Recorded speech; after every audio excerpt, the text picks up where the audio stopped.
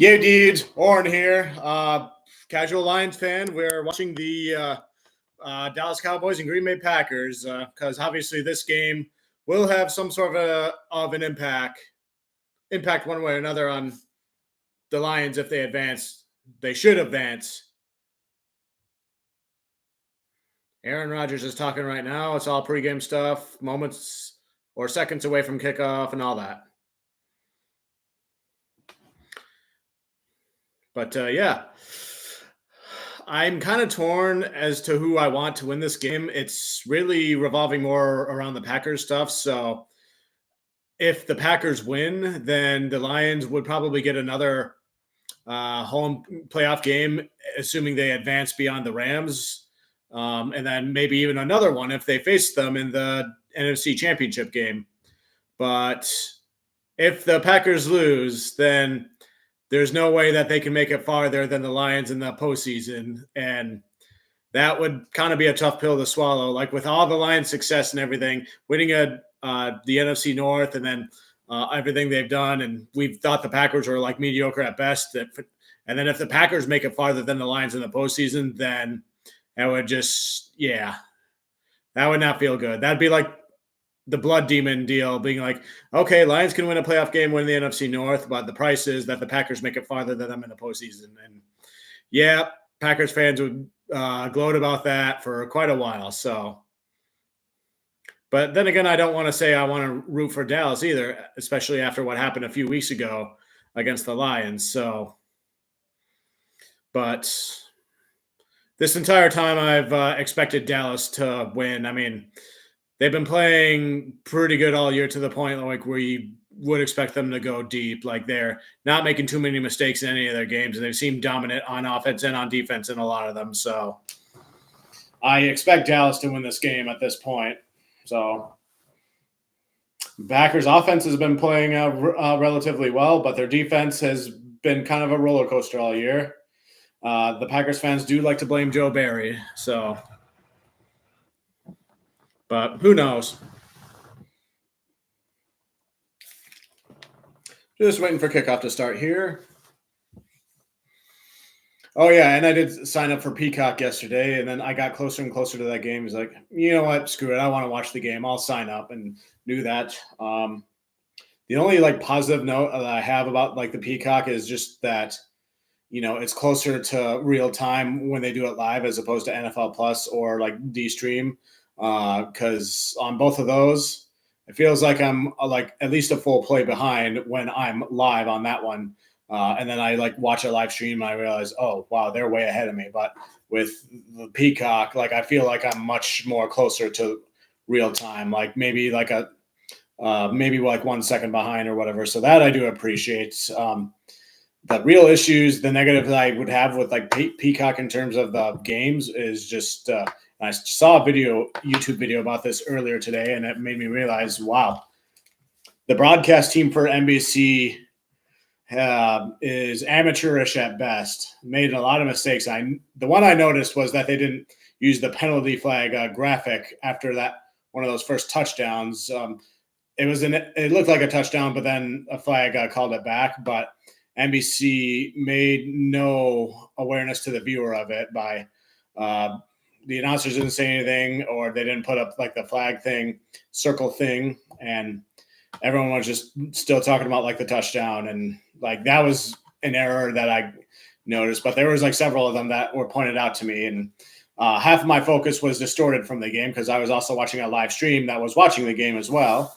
But things, little things that you would think, they'd show a replay of something, and then the live video of Peacock, it would show it rewinding the play and then going back to the live time, which is something you always cut from the live broadcast. And then other little things maybe there was a backward pass, but when they show the replay of it, they're the football is going up and out of the frame, so it's impossible to tell if it's a backwards pass or not from that angle, because the reason why you're using that replay in the first place is to see if it was a backwards pass. But nope, you're just getting the close-up poster shot of Tua making a pass, which is what they seem to have focused on there. So little things like that. In my community post about Peacock, I made a comment which shared the YouTube link that brought my attention to all that. So feel free to check it out. And then, yeah, if you feel the same way about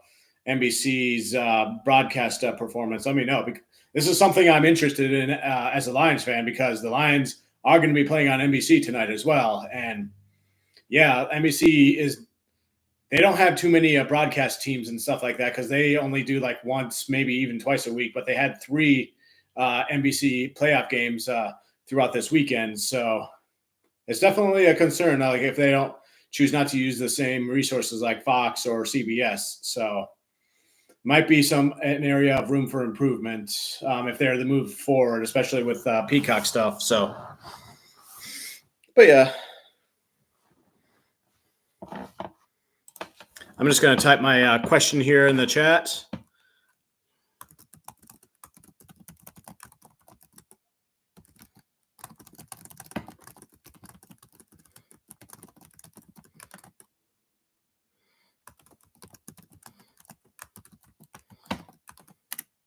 There we go. As the Detroit Lions fan, who do you want to see win this game, Packers or Cowboys? And like I was explaining earlier when nobody was in here, I'm really undecided, but like all my reasonings are more Packers focused than Cowboys focused, because if the Packers win and then they continue to win, then that means more home field games for the Lions if the Lions make a postseason run. But if the Packers lose, then there's no way that the Packers can make it farther than the Lions in the postseason, and it'd be a tough pill to swallow if the Packers made it farther than the Lions in the postseason, because the Packers fans and all that would hold that over Lions fans' heads throughout the entire offseason. So, and then I also pointed out that I expect Dallas to win this game pretty much. Like, they just seem like too much of a powerful and disciplined team not to win against the 7 seed, but anything can happen. Who knows? Yo, Caleb Bronson. Yo. Just thought I'd kill some time here before my Lions game starts by watching this Packers and Cowboys game, because this game will definitely have an effect on the Lions, assuming they win, and hopefully they win. And I do expect the Lions to win. So, but yeah. Now, I was just also talking about the Peacock game between the Chiefs and the Dolphins last night, talking about how amateurish of a job NBC's production broadcast staff did on several occasions. And a YouTube video I discovered earlier today shed some light on that, and I shared that in the community tab. In fact, I think I might share it in this chat here too, if anybody's interested in reading it in a second. Kickoff is about to start for me. Hello, Jonathan. Sorry. Thank you for joining my stream here, even if it's for a moment or a second. Appreciate you stopping by. Fluffy Bear. I love that name. I would like a close game. Yeah, definitely. That's all you can ask for all these games, as long as it's competitive and interesting and entertaining. And, of course, if it's your team that you're watching, you obviously want to see them blow out the team and that sort of thing. So the Browns and Texans game was entertaining, like in the first half. Like for a while, it seemed like back and forth. And then the Texans ran away with it eventually. And then the Peacock game, it was really pitiful to have to watch both of these teams play in that cold of a weather. That's the majority of what I was thinking about as I was watching that game. So,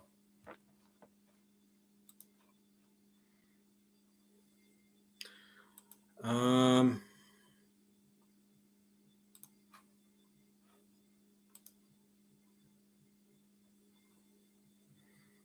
on, I'm going to get that link.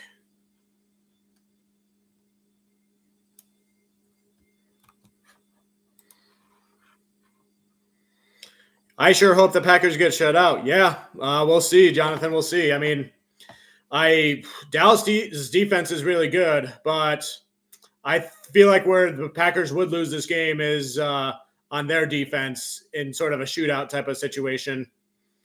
Looks like a sack just happened, but there's a flag. Yeah, it definitely seemed that way, Fluffy Bear.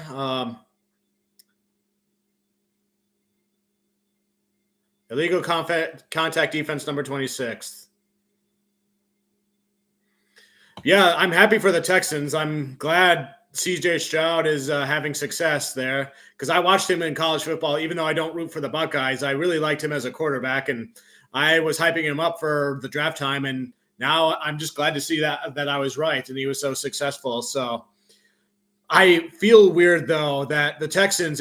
It seemed like it took them 1 year to go with people and coaches changes from worst team to playoff win team, even though it's taken the Lions like 3 seasons to get to that point, So that I kind of feel a little jealous about with the Texans, but, still happy for them regardless. All right. I'm going to share something in the chat here. Meanwhile, in the game, it's 2nd and 12 for the Packers offense. Their ball is at their own 27-yard line. Love drops back to pass, still processing, goes deep across the middle, caught to Romeo Doubs right on the star in the middle of the field, down at the 50. So that's a big gain there.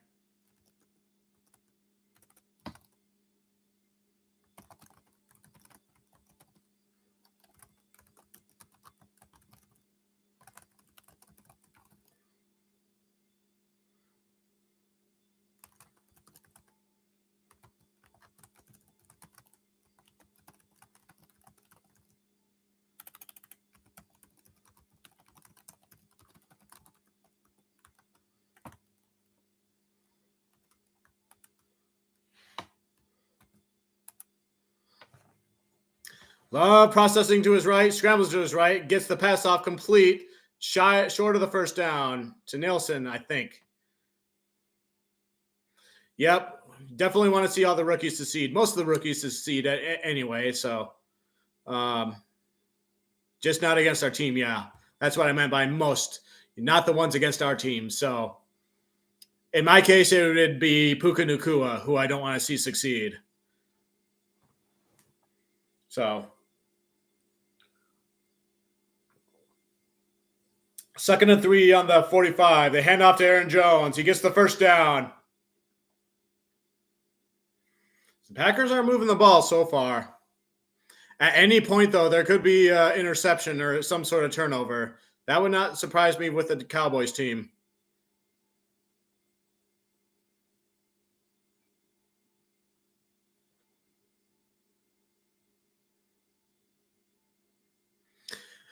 Oh, man.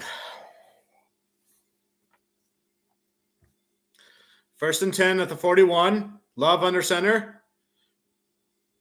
Running back behind him. Oh, and my feet is starting to freeze on me. They hand off to Jones again. He gets about 3 yards there.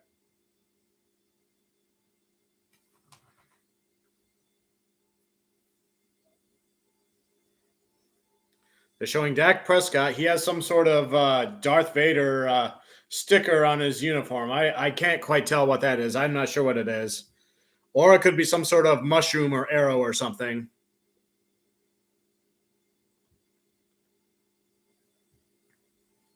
2nd and 6. Ball at the 37. Love under center.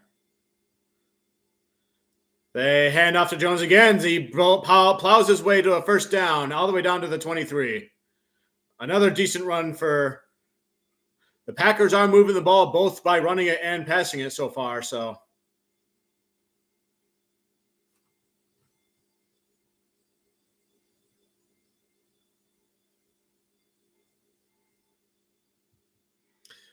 Packers are the 7th seed, and while the Cowboys are the number 2 seed. Don't get me started on that. Hand off to Jones again. Jones is looking like Aaron Jones of old, not injured and everything. He's being productive for them. I'm sure any Packers fans can let me know, but Packers' key to success should be running the ball, but they often never do. That seems like that's all I ever hear about, and here we are seeing that now. Although I know this is probably going to set up for a lot of play action later on, something the Detroit Lions are a top team in the league in doing. with the amount of running backs and the amount of weapons that they have. And Jared Goff is really good play action. That's his bread and butter. Pass to Tucker Kraft. He gets the first down to the 12. Oh, excuse me, Musgrave. I didn't realize Luke Musgrave was back. Good for him. I kind of liked him in the draft there, but I assumed he was out and Tucker Kraft was in, so.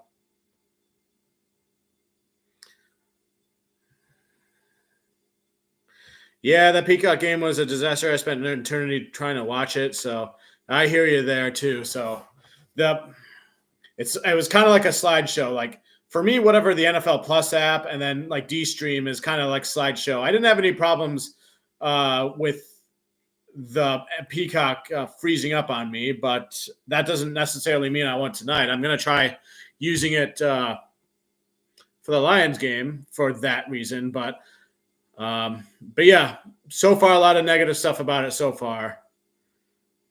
But as I stated earlier, my issue is with if their broadcast crew can do everything correctly, because if like something is missed, like another controversial call against the Lions, then that's something I would want to know about.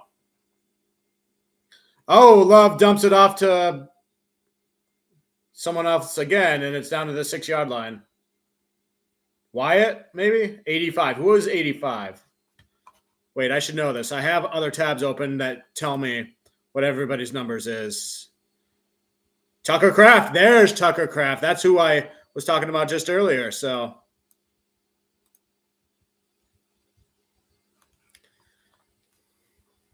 it's 3rd and 5. Their first down is at the 1.5-yard line, and they have 5 yards to go to get there. But they could get a touchdown too. Love is in shotgun, running back on his right. And it looks like somebody jumped off sides. Flags are thrown. Play is dead.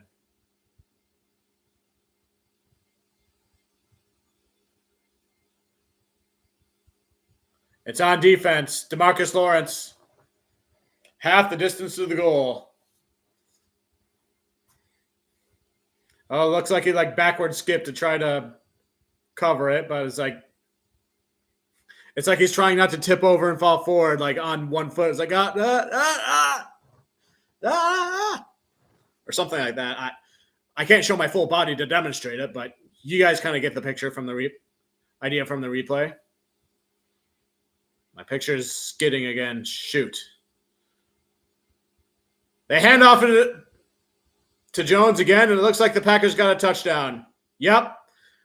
Ref calls it touchdown. Aaron Jones. Pretty good first drive for Jones.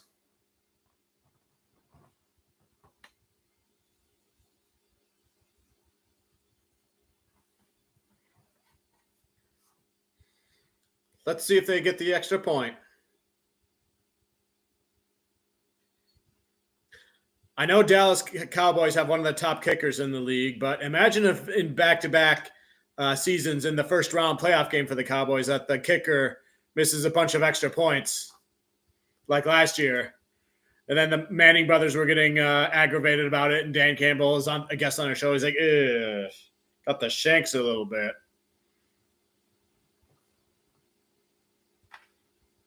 I don't know what it was about Dan Campbell being on the Manning's cast, but I think something about him doing that was somehow influenced Ben Johnson to stay. I don't know. I can't place my finger up. Maybe it was Dan Campbell trying to call the plays for them, and then Ben Johnson was either like, yeah, he's a genius, I want to stick with him, or he's like, no, that's not what I would do ever. I better come back and make sure that they do this right. I don't know.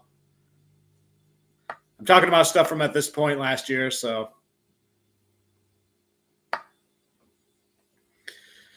They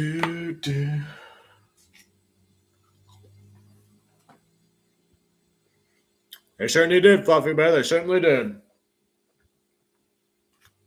I think a lot of these teams that are finding success and wins are often trying to get the ball first in the first half and, trying to get off to that first good head start. Even though a lot of teams prefer to defer and then get the ball in the second half. But the teams that were having success against the Lions, it seems like they were getting the ball first in the first half. And thank goodness the Lions eventually corrected and they started doing that. And then that's when they started being good again. But just something about getting off to that head start appears to be really advantageous.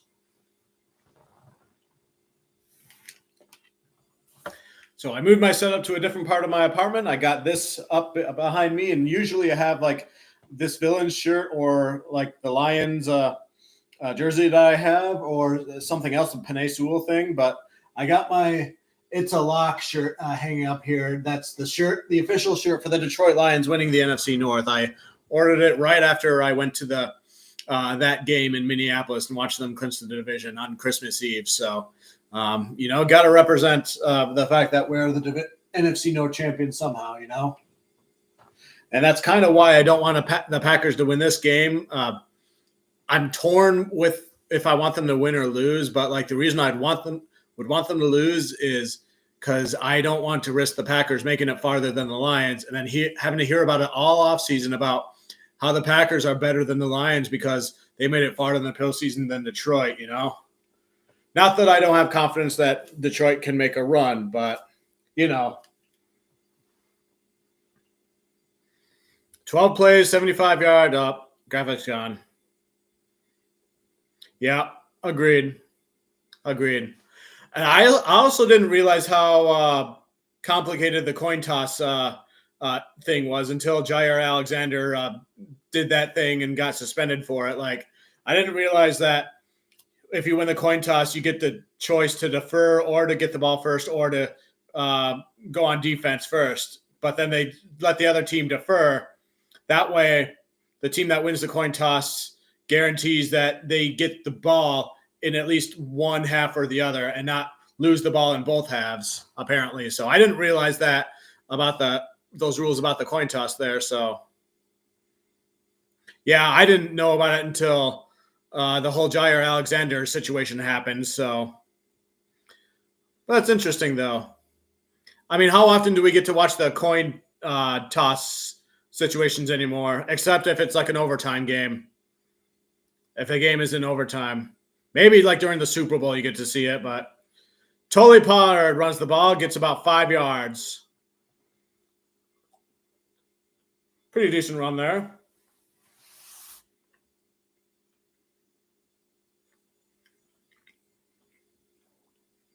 Three Cowboys offensive linemen are all pro.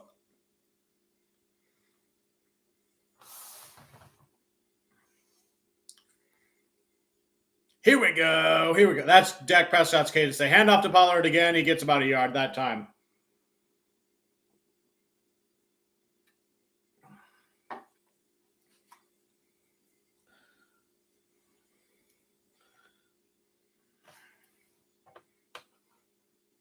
I'm getting notifications about my own live stream as if I don't already know what's going on there. So, where are they at? It's 3rd and 3, ball on the 31-yard line. Dak and shotgun. Now he's going up to center, calling audibles. He's going like this. Now he's going, here we go. Dropping back to pass, scrambling to his left. He's going for it. On his feet, gets a first down and much more. Slides down to the 50. That's got to be, what, a 15-yard gain? 20?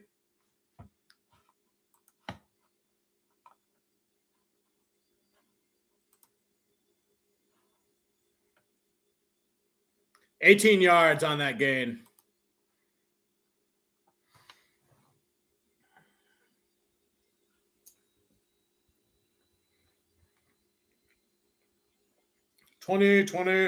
First and 10 on the 49. Prescott processing. Dumps it off to the tight end. Ferguson, that's his name. If I had to pick a favorite player for the Dallas Cowboys, I'd probably pick Ferguson. Like, recently drafted and seems like he's a underrated yet productive player for them, I think. Oh, there was no gain on that play. Here we go. Handoff to Pollard again. Gains 2 yards there. Or not Pollard, the number 23. Rico Dowdle had that run. Rico Dowdle. See, I'm not going to try to guess and then give up on the players' names. I have both rosters in separate tabs on my computer, and I'm going to look it up. 3rd and 8, ball in the 49. Prescott processing. Quick pass down the middle, dropped.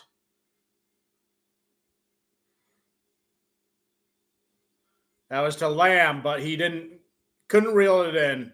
Bounced off of the tips of his gloves.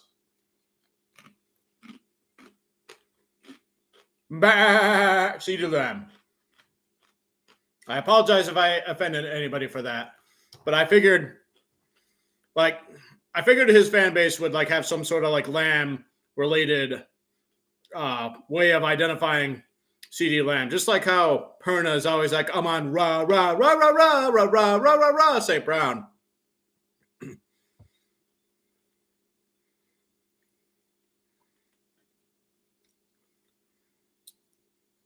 I hear what you're saying, Fluffy Bear.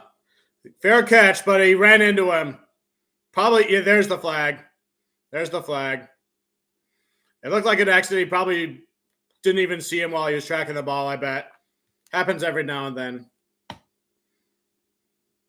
What team do you root for, Fluffy Bear? Just so I know.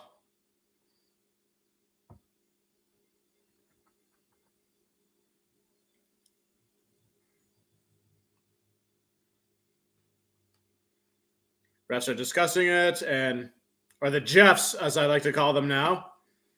I will not acknowledge their existence by calling them by their proper name. Therefore, they are called the Jeffs. Yep. Fair catch interference. 15 yards, first down, Green Bay.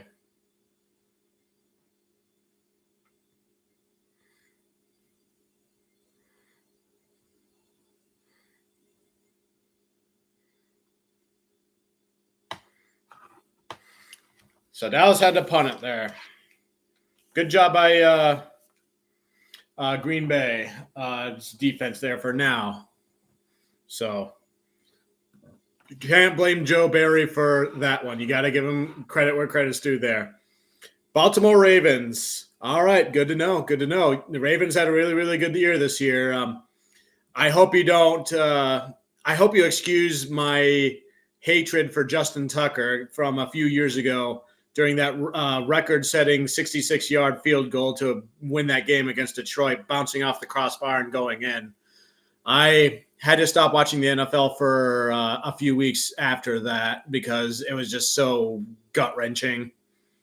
But and then I watched the Lions play the Ravens again, and Justin Tucker was almost a non-factor in that game because the rest of the Ravens team blew out the Lions in that game, and that's kind of when they came out as like a dominant force of the team. But luckily, the Lions weren't the only team that got blown out by the Ravens at home because it happened to the Seahawks, and then they went on the road into San Francisco, who everyone thought was the best team at the time, and crushed them on their home field. So, yeah, the Ravens have established their dominance. And last few years or so, what I always say about the Ravens is they have Super Bowl potential when they're healthy, but they just never seem to be healthy all the time. And that was always kind of my stance on them. But, they got some wide receivers to help out Lamar Jackson. They figured out the contract with Lamar Jackson, and then they were able to mix their really good drafting in the couple years with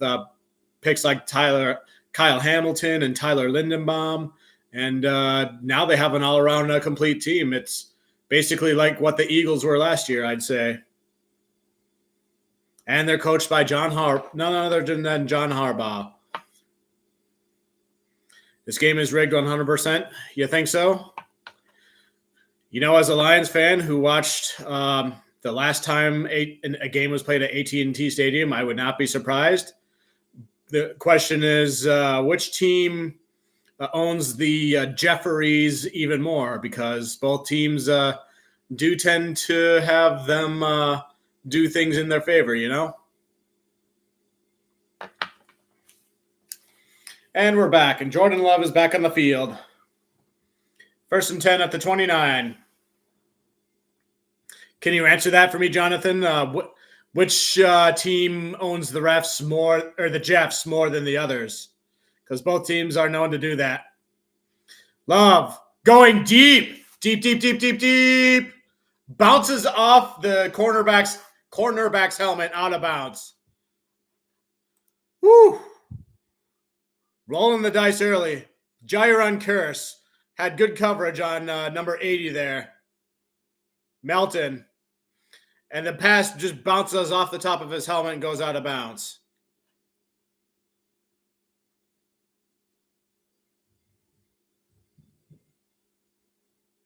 Yeah. Yeah, it's a fair point.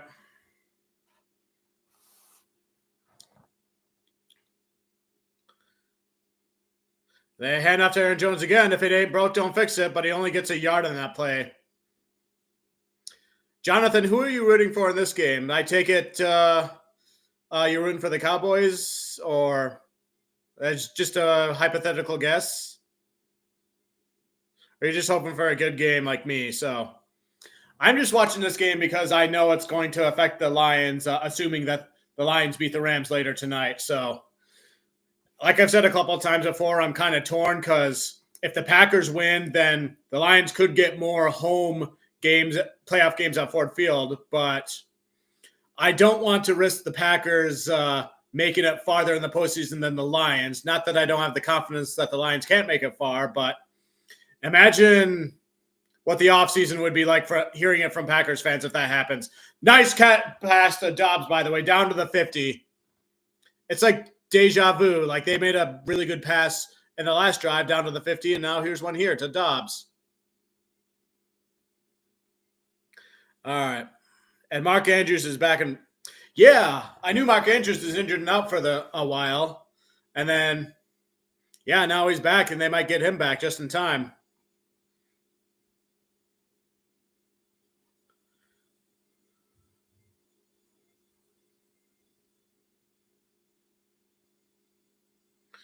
Yep, I hear you.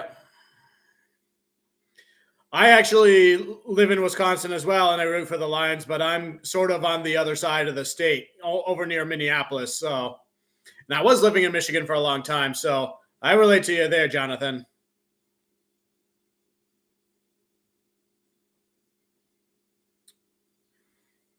Where I work, I talk with a lot of Packers fans, so some of them are acknowledging, it's our turn for, like the division and everything, but like a lot of them are like, ooh, I hope that game against the Lions and Vikings ends in a tie. And I'm just like, you do realize the Lions win the NFC North on a tie as well, right? This was a few weeks ago during Christmas Eve, but, I still like telling that story because that guy didn't think it through, but sorry, Jonathan, but yes, I do mind. I try to keep where I live a secret to everybody. So, but I'll just say that I'm very happy with the town that I live in. So, Wisconsin in general is all right as far as geographically speaking and all that. So, I took my love for the Detroit Lions with me as I moved from Michigan to Wisconsin, but. Wisconsin has a lot of good stuff too. Incomplete pass out of bounds. There's a flag on the play.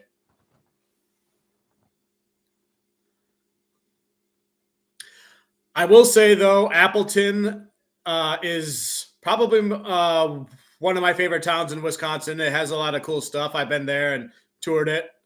So,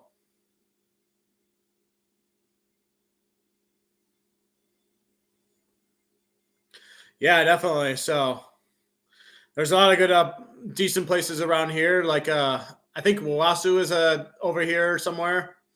I do spend a decent amount of my time kind of going to Minneapolis, like if I have a weekend or so. But usually, like I'm working 2 jobs or trying to do stuff for this YouTube channel, just trying to figure things out there. So, I also lived in Iowa for a small portion of my life too. I lived just west or just east of Des Moines in a smaller town called Newton.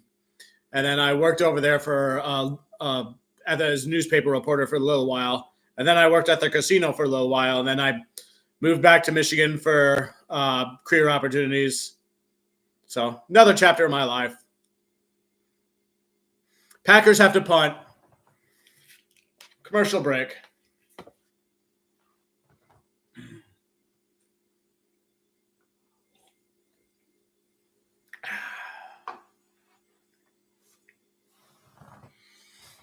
So this game had a good first drive by the Packers, but ever since then it's been punts, punts, punts. So I imagine this game will have somewhat of an element of a chess game where, moving the pawns out, it's kind of boring, but you're kind of setting the stage for the other stuff that you want to do in the game. That's kind of how I see football. I look at football games in a way, kind of like a chess match. So like if you can out-calculate and out-strategic and out-maneuver your opponents, then that's really fascinating to me too. And that's another thing I enjoy about being a Lions fan right now, like watching Ben Johnson do all that sort of stuff too. So, and Dan Campbell has like his vision really kind of helps that with his aggressiveness and stuff like that. But Ben Johnson and the plays he's able to dial up, just amazing. You can see why so many teams covet him for a head coaching candidate. And this could be a historic offseason for coach hirings too, because lots of openings right now. Beast is here. I was wondering when you would get here. So you don't really care who wins. Would like a Dallas rematch if Lions win, but would be fine with either team. I will say if Dallas can't score back-to-back drives, the choke job is at hand. Yeah, that would be.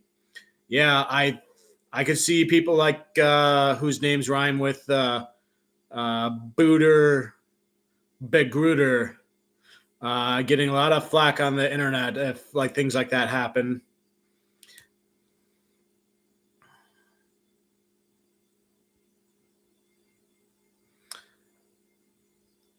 Sadly, I don't know where Waupaca is, at least not yet. Once this next upcoming summer comes around, I'm probably going to do a lot of exploring like outdoor recreational stuff around the state. So I'll probably have a better idea of where that place is. One thing I'm trying to do, I'm trying to get in a little bit better shape whenever I can, but I'm trying to practice rock climbing too. And I want to go, I think it's Devil's Lake. They have a place for rock climbing. That's one bucket list thing I'd like to get off, get going there too. So, and I want to like hike some of the trails that are here around here. And, I got a fat tire bike that I want to try to get going there too. So snowshoeing was something I'm also interested in doing around here, but there hasn't been much snow right up until these last couple of days. But right now it's just way too cold to do anything outside. This morning it was like -4. Oh, Prescott's going deep down to the corner. It lands right in front of number 3, incomplete pass, intended for Brandon Cooks.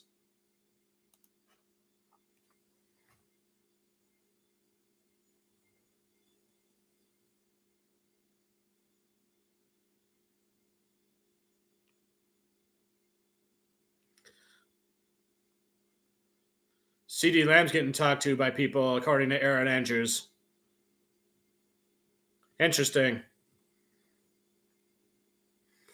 And Pollard gets the run, gets about 5 yards there.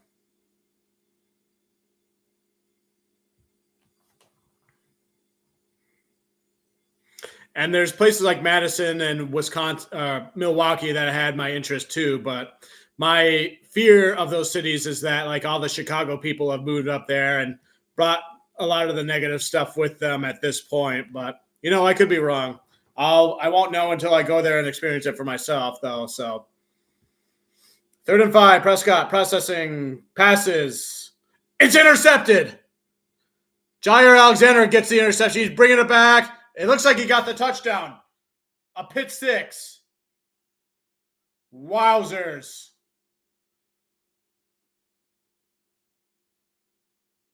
That pass just barely got by the Cowboys receiver, landed in his hands.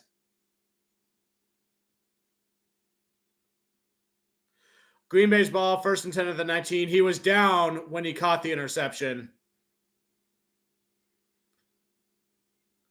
They're still showing the replay, so I don't know if there's any flags thrown. There could have been holding or pass interference by somebody.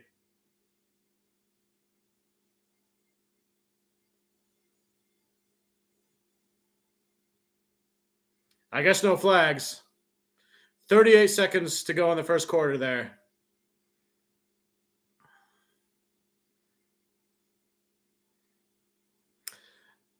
Yeah, I was not expecting that.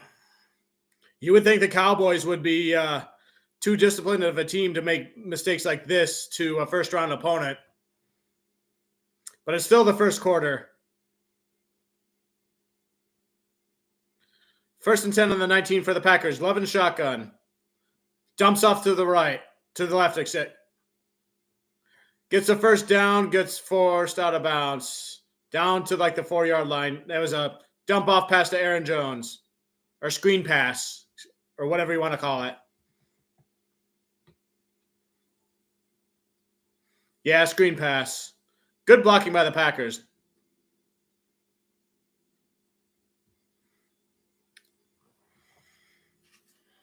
I have a bunch of snacks over here that are getting cold. I figured I'd eat them all up and then I won't have too much to eat for the Lions game, you know? Hand off to Jones, who's swinging around to the right. Gets down to like the 1, but there's flags all over the field.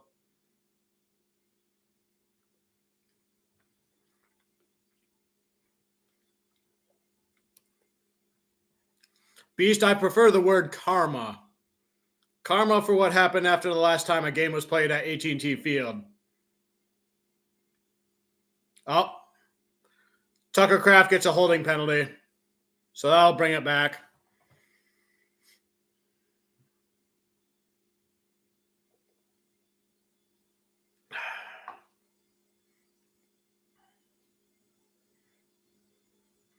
First quarter's over, with the Packers on the verge of scoring again after an interception.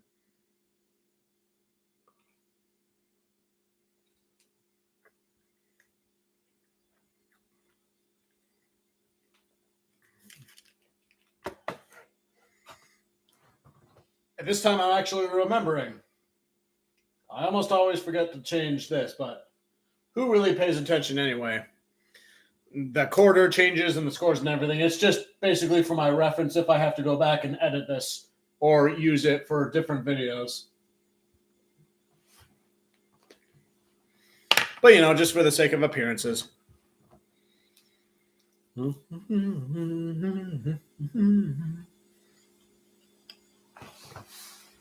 Beast, if you're still in here, what did you think of the Peacock game last night? Did you subscribe, sign up, watched it? Or what have you heard about that yesterday's games in general?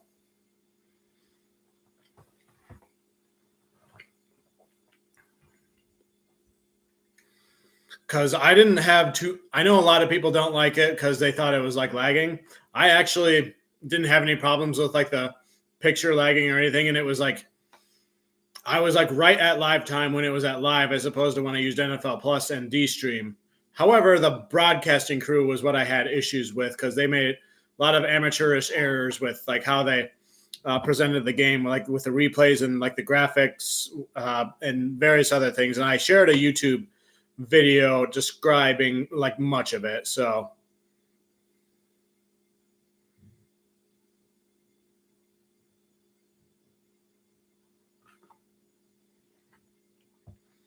yeah, I think I'll move past it about as much as I can with that, but because I've just been focused on, you know, Rams, Lions, getting pumped for that. So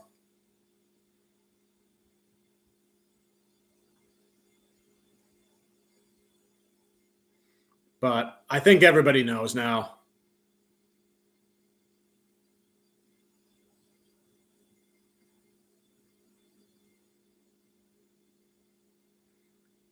So you saw the Chiefs and Dolphins game on the NFL Plus app and didn't have to get Peacock?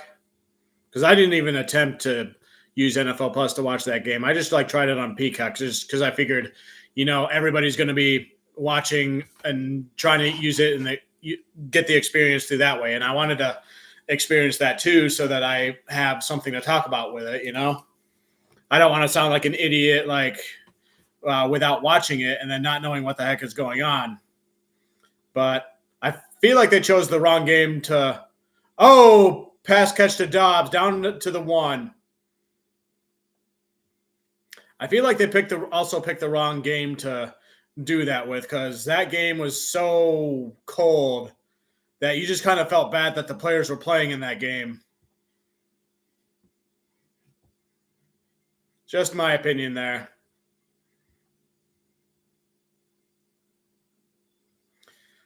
All right, 2nd and goal. Packers are on the 1-yard line.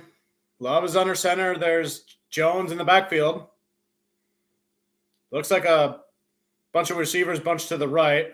They hand off to Jones again, fighting his way in. Did he get in? They're saying touchdown. No flags anywhere that I can see. I'm conscious about watching for flags after touchdowns now, after what happened last night's game, how there was a flag thrown and how the broadcast team didn't even put up the flag graphic. And we didn't know until it was too late, because they were too busy having the camera zoom in on the player scoring the touchdown and being like, yay, look at this, he took a touchdown. Oops, there's a flag. And I'll wait for the extra point. And that's up and good.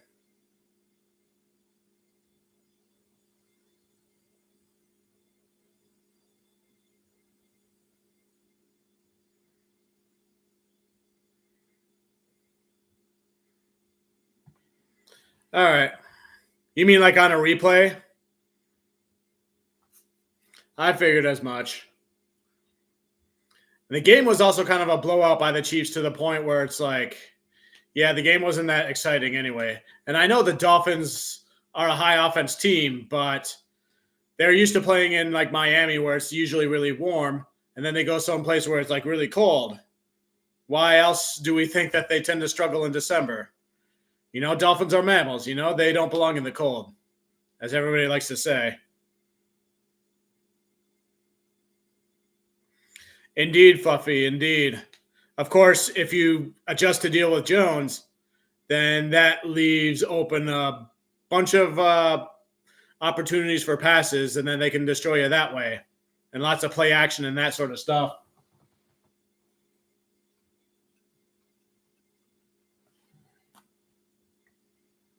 And that would play right into the Packers' hands with that.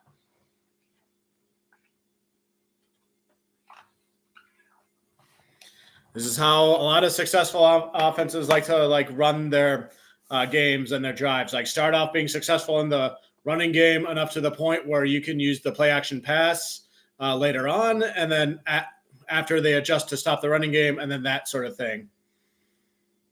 I don't hear too much often about vice versa happening, where they start off passing and then the running after that.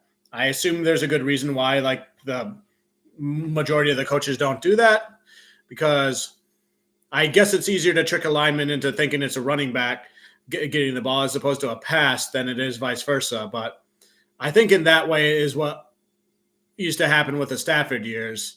But then the Lions traded him, and new coaches and everything took over, and they wanted to kind of do the opposite or whatever. Whenever you have a new regime taking over an old regime, typically you tend to like to do a lot of the opposite things that the old regime did, just to kind of stand out and be different and show everybody, hey, I'm not this person that you hated so much that you had to get him out of there, It's more of a human nature type of thing.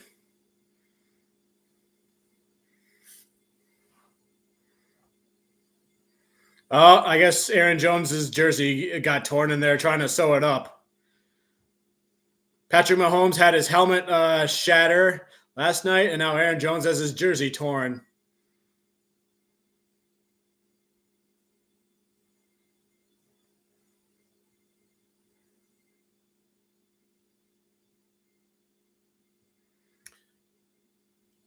As far as I know, Stroud was pulled before the fourth quarter of that game, and they put in Davis Mills after, or at least to the point where after they scored like 40-plus points and had those back-to-back pick sixes from Joe Flacco. But yeah, I was surprised the Texans did so well. I'm happy for them, but I thought the Browns defense would be much better. But then again, the Browns defense is actually struggling more than average in the last few games. So, and plus they were playing on the Houston Texans' home turf. So here we go. Handoff again. Wow, he actually got to the first down on that one. Got it all the way there. Oh, Ferguson stepping on people and mini scuffle up. Largest point deficit at home since week 1 of 2022 against the Bucs at 14 points. Yeah.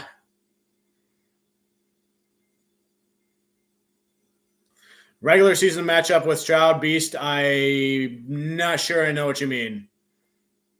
Probably when the two teams played earlier, but honestly, I don't remember.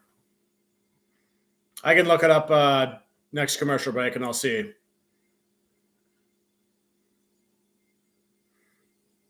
Assuming that you don't look up that and answer it before I do. 2nd and 3, ball at the 32. Prescott under center. Hand off to Pollard again. Or no, not Pollard.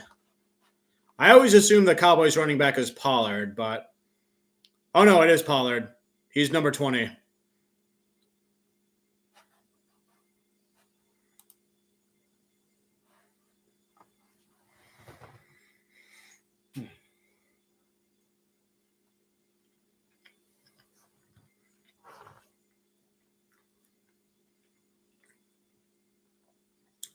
Third and 3, ball at the 33.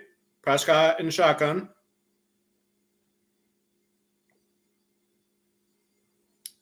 Dumped off to Pollard. He gets the first down. No, not Pollard. It's Loudon. No, Dowdle. That's who I meant. I got the rosters brought up so I can name check these numbers. Because the only person, and Fluffy basically heard me say this already. The only person on the Cowboys whose number I know by heart is I'm trying to blank in his name now. Which contradicts my point. The tight end, Ferguson, I think his name is.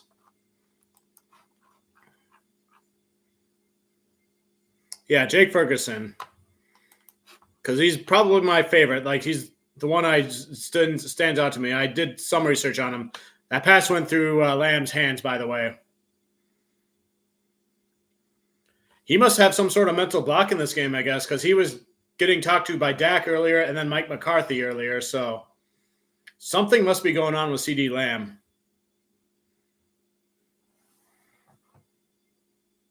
Second and 10, ball at the 37, pass. Oh, caught to Ferguson, first down to the 45. Nice catch. And that looked like triple coverage right there.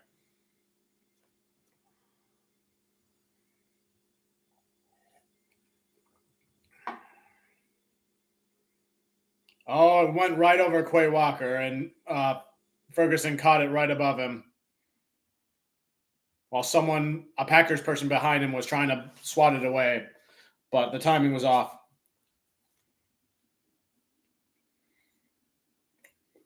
Push to Cooks, who runs around to the left. Gained about 5 yards there.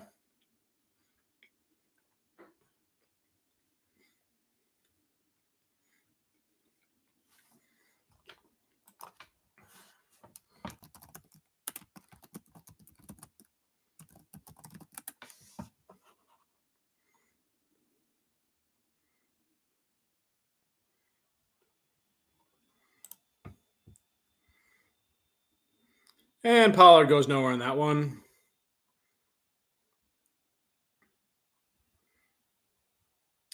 So, Beast, if you're referring to the December 24th game between the Browns and Texans, it looks like Stroud was not playing. So, yeah. So I just Googled it, and it looked like Davis Mills' stats for the quarterback category.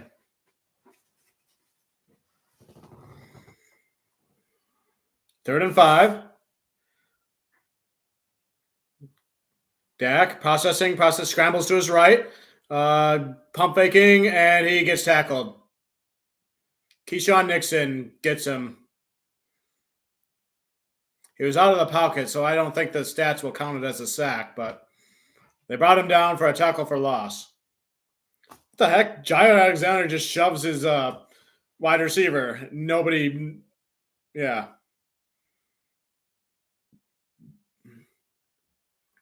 I was able to watch Jair Alexander like do interviews and get a feel for his personality. Like I had no idea like how goofy and fun loving like he was like in to talk to as a person, that sort of thing. He's a very silly guy. 4th and 11. Cowboys are punting, and it's whistled dead. Delay a game penalty.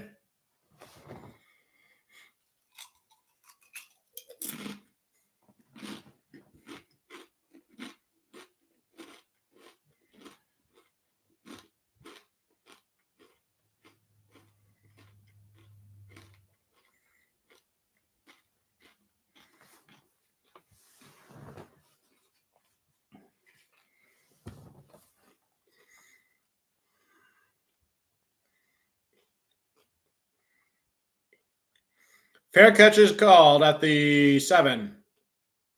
Packers will get the ball after a brief commercial break. We're showing Prescott looking wide-eyed on the field like, epic shot, epic shot.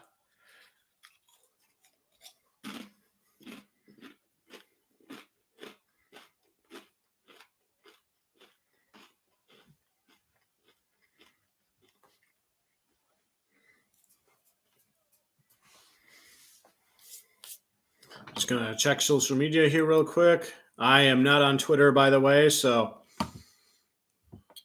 I was at a point in my life where I was just too addicted to social media, so I deleted much of my channels. So YouTube's pretty much where I live at nowadays.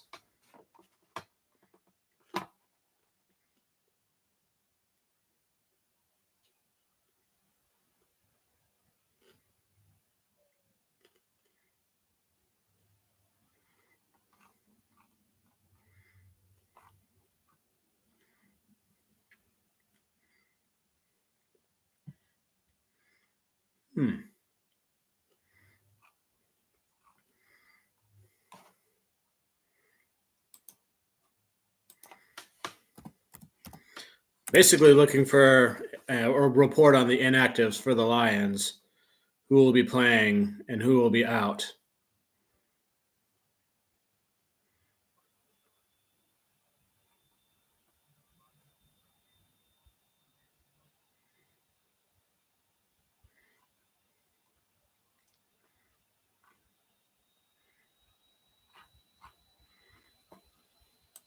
I know James Mitchell is out. That was unfortunate what happened to his arm during practice. I saw the photo and I was like, what the heck? Because we didn't know what was happening with Sam Laporta at the time. And then to see that happen to James Mitchell, and I'm just like, okay, where's Brock Purdy? What is going on with our tight ends?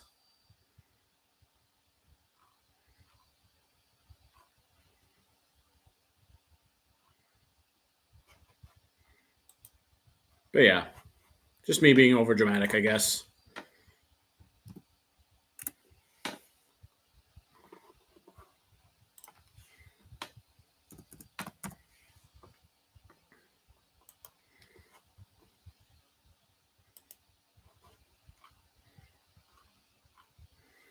I guess they're making a big deal about Eminem talking about Stafford or something. I haven't heard what that was about yet, and I probably won't get into that till later.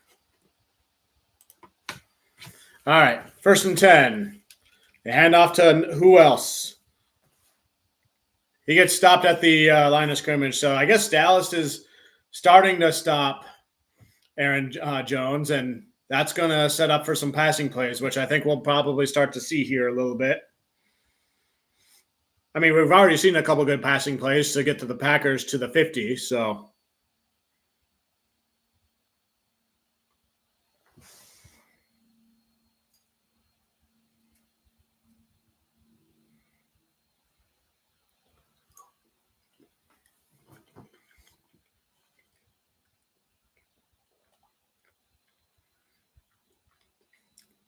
There's a pass to Christian Watson. Close to the first down.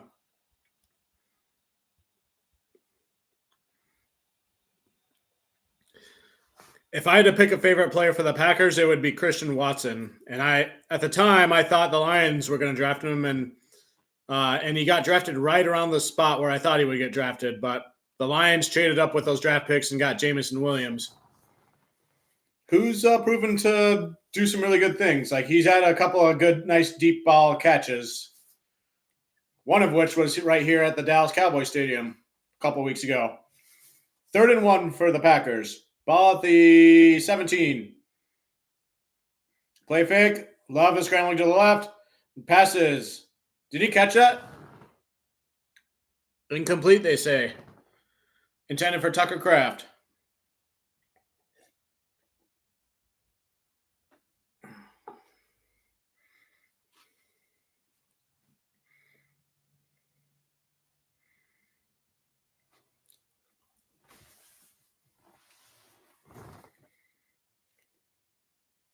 Or maybe he did catch it. It's first down, I guess. I don't know. I was just too focused on the taste of the pizza roll in my mouth at that second. Oh, I see. I missed a bunch of messages. What are you trying to say, Beast and Fluffy?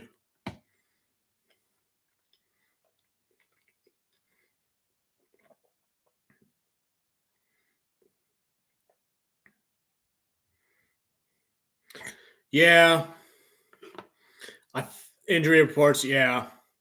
I usually check MLive, mlive.com/Lions for it, but it doesn't look like they have it up there right now yet. But as far as I can tell, my prediction is that Sam Laporta is going to play. And, the people who went to the IR that we knew about from yesterday is probably who's going to be out. And that's probably pretty much going to be it. I did not see James Houston involved in in playing, so I'm assuming he's not playing. Love lobs it up. Pass catch to Dobbs. He's making his way down to the 50, 40, 35. That was a lob pass up to Dobbs for a huge gain there. And Micah Parsons looks like he's hurt. What happened there? Oh. Parsons beats the tackle, but then Aaron Jones is right there to stop him, and it looks like Aaron Jones' helmet ran into Parsons' chest there. Aren't those the type of blocking penalties that they're trying to stop, like blocking with your helmet in that way? Or maybe it was just a collision freak accident. I don't know. 1st and 10, they hand off to Jones again. Gains about a yard.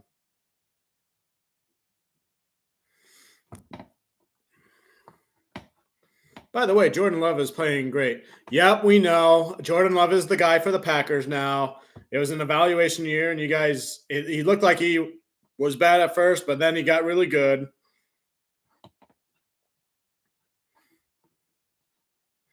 And your rest of your offensive weapons look like they're really good too. I envy their receiving core. Romeo Doubs, Christian Watson, Tucker Kraft, Luke Musgrave, Jalen Reed, all those guys.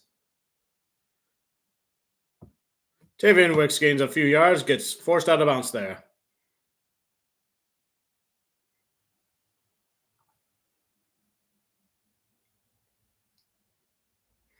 Third and 4. 5:19 to go in the second quarter. Ball to 31. It was freezing in here when I got back from work, but I think things are starting to warm up a bit. I was concerned my heaters were broken because of how cold it was. When I woke up, it was -4 this morning. And I had to wake up early and get my car and everything. Love, pass, caught, first down, out of bounds.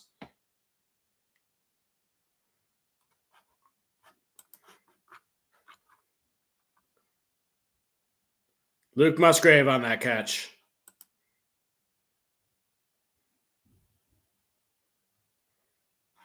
Yeah, apparently the Packers are the youngest team in the NFL. The Lions are up there too in terms of youth now, last I heard.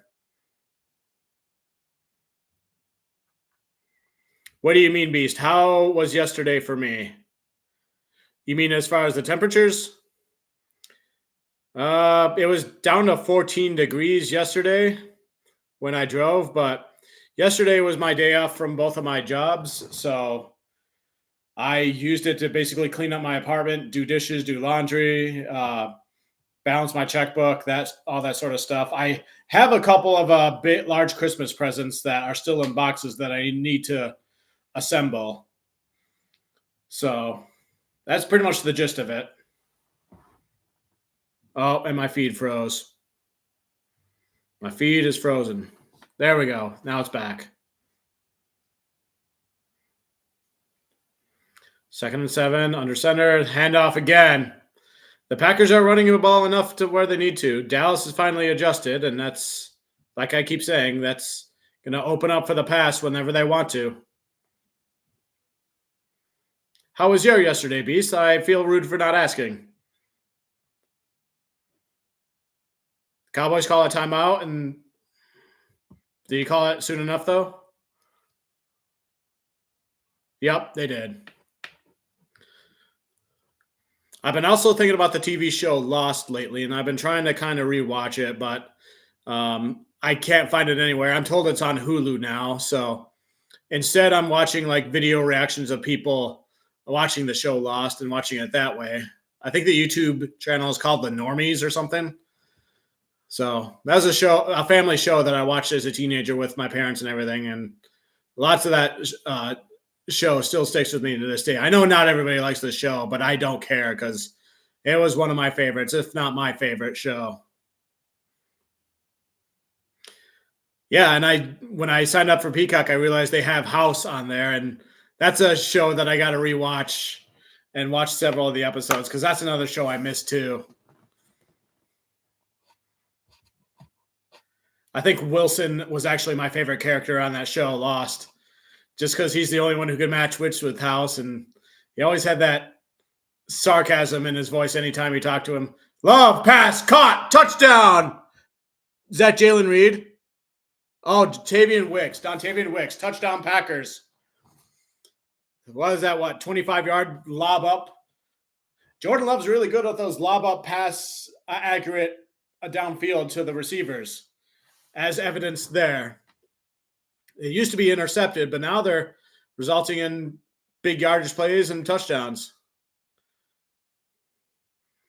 He was way ahead of the guy covering him, too.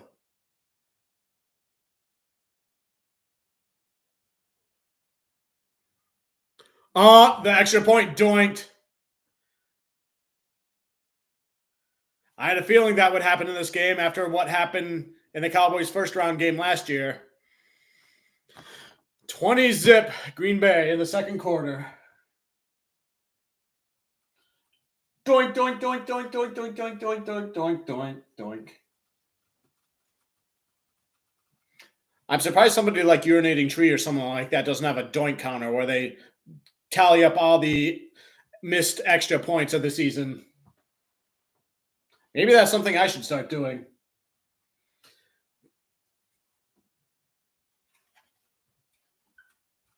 I know not everybody talks about special team stuff, but I know there's some out there who are interested in that stuff.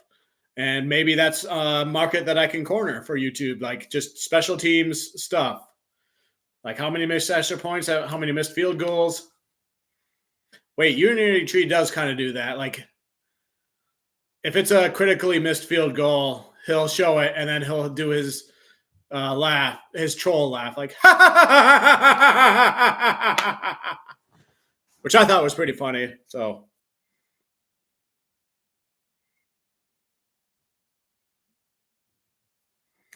yeah, it's not looking good for them so far in this game. There's more than a half of this game left to go, so we'll see when we see. If the Cowboys lose this game, though, who do you blame and who do you get rid of? Do you fire Mike McCarthy? Do you move on from Dak Prescott and give Trey Lance a shot at quarterback? What do you do? Their defensive coordinator might be a head coach somewhere too. Let's not forget about that.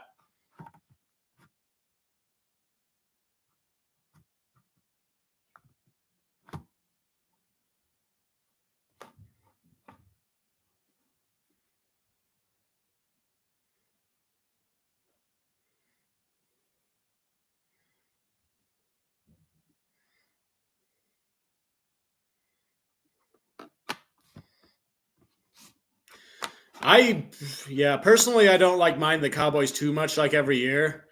After that Cowboys Lions game, when I posted my short on there about Taylor Decker did actually report, I received a lot of troll comments from certain Cowboys fans, which kind of changed my opinion of Cowboys and Cowboys fans a little bit. Not anybody who's in here, no offense to them, but yeah, that was all just like heat of the moment stuff, though. Like at the time that happened, though. Draft a running back? Yeah, that could be an option.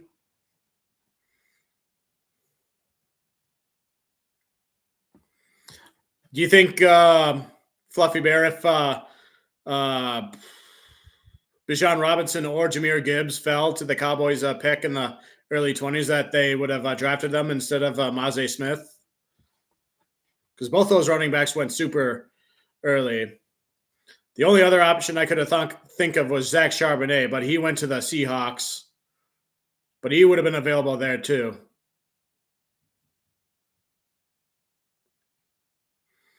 Whenever I think of trolling Cowboys fans, I think of a couple of years ago, Stephen A. Smith doing that live on SportsCenter after like what happened with Dak trying to hand the ball to the center instead of the ref, who was still sprinting to try to get over there, but didn't get over there in time before like the play clock was expiring, and they like lost in that way.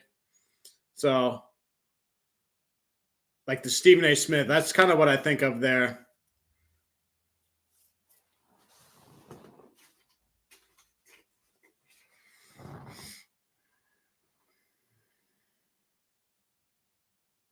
Yeah. Oh, Prescott to Cooks. It looks like a first down there.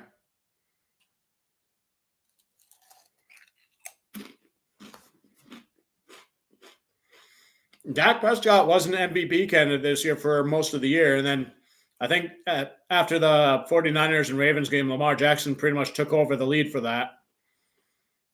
And I know McCaffrey and Brock Purdy were in the conversation for that as well. Oh, that's a good pass. First down there. Gallup with two defenders on him, on his tail, right down the center. That kind of reminds me of a Jared Goff to Amon-Ra St. Brown play. Like up the middle.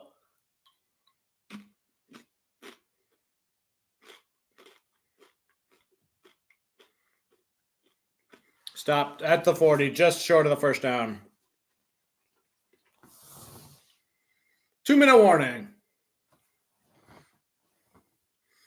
But yeah, Fluffy Bear, those are things to consider in the offseason for the Cowboys, I imagine. But I'm just trying to imagine like what the storylines would be if the Cowboys do lose this game, you know? Like who is the blame going to be assigned to and all that?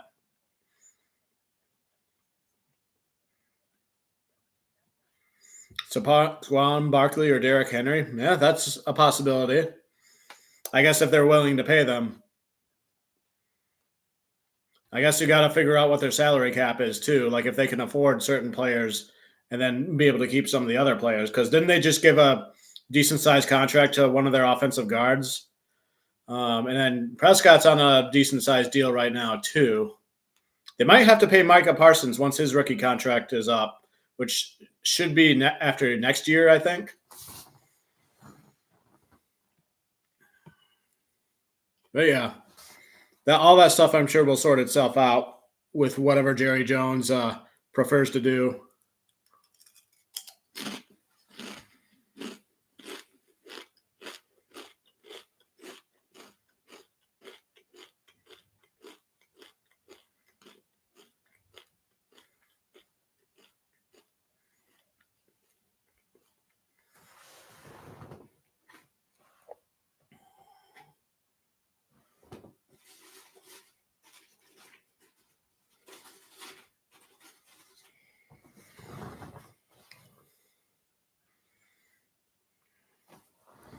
I just don't want the Packers to make it farther than the Lions in the postseason because I'll have to hear about it all offseason from, certain YouTubers and certain fans. And then like all the awesome stuff that the Lions, did this season, it'll in a way feel like it'll be for nothing if the Packers wind up making even though we got the division, you know, they got to succeed in the playoffs. And I think they will.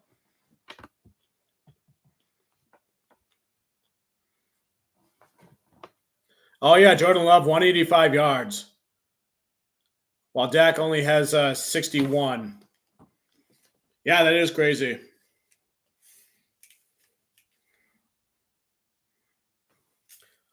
They're showing Dak and CeeDee Lamb arguing again. Like, what is going on with them?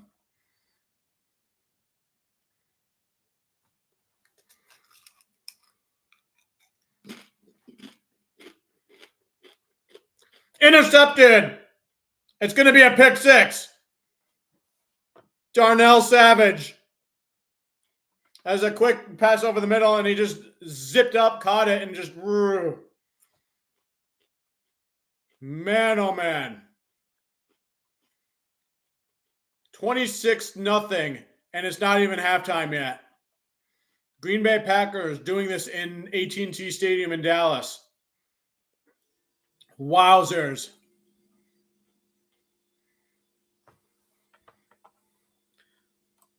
Intended for CeeDee Lamb, and it looks like the pass was too far out ahead of him. Maybe he was supposed to pass quicker or like run faster, or maybe Dak had it too far out ahead. That extra point is good, finally. Wow. A pick six.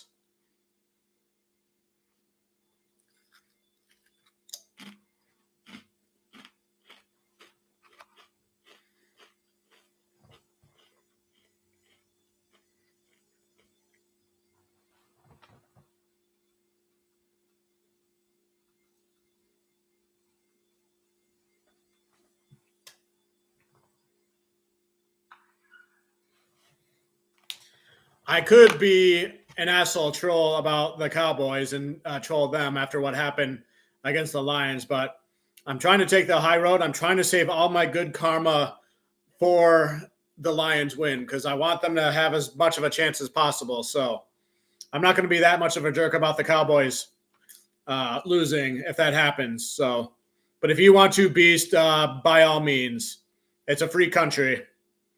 Assuming you're in the United States, which I think you are, but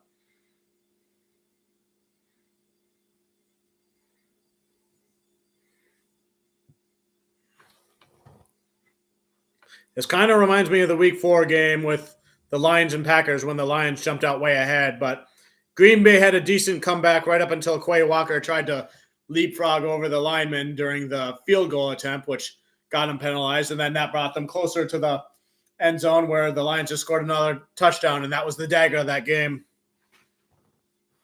I was pretty cocky in that one too, but I got my karma for that on Thanksgiving when I dressed up in Detroit Lions gear and went to a Packers bar in Green Bay called Stadium View and watched the Packers beat the Lions on Thanksgiving in front of a bunch of Packers fans.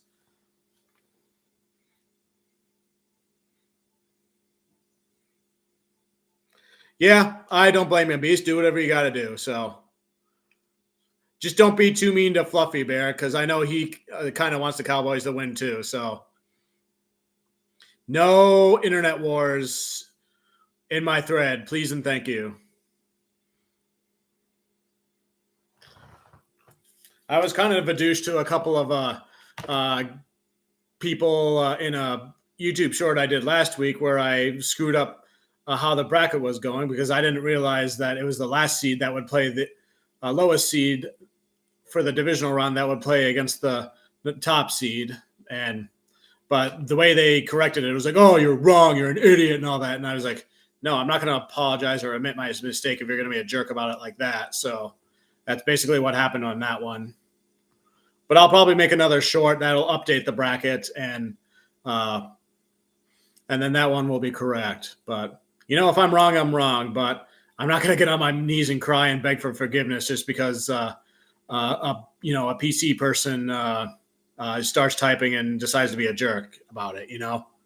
So, but we've all been through all that, during the Trump years and all that, and we all know what that's about. So I like to think we move past that, although 2024 is going to be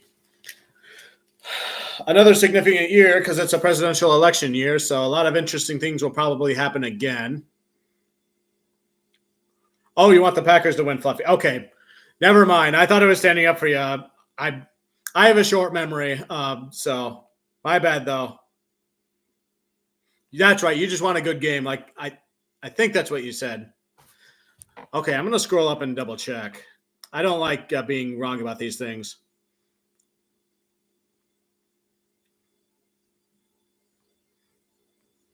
Oh yeah, that's right. You're a Baltimore Ravens fan, so now I think that was the other guy who was kind of rooting for the Cowboys. Yep, yep.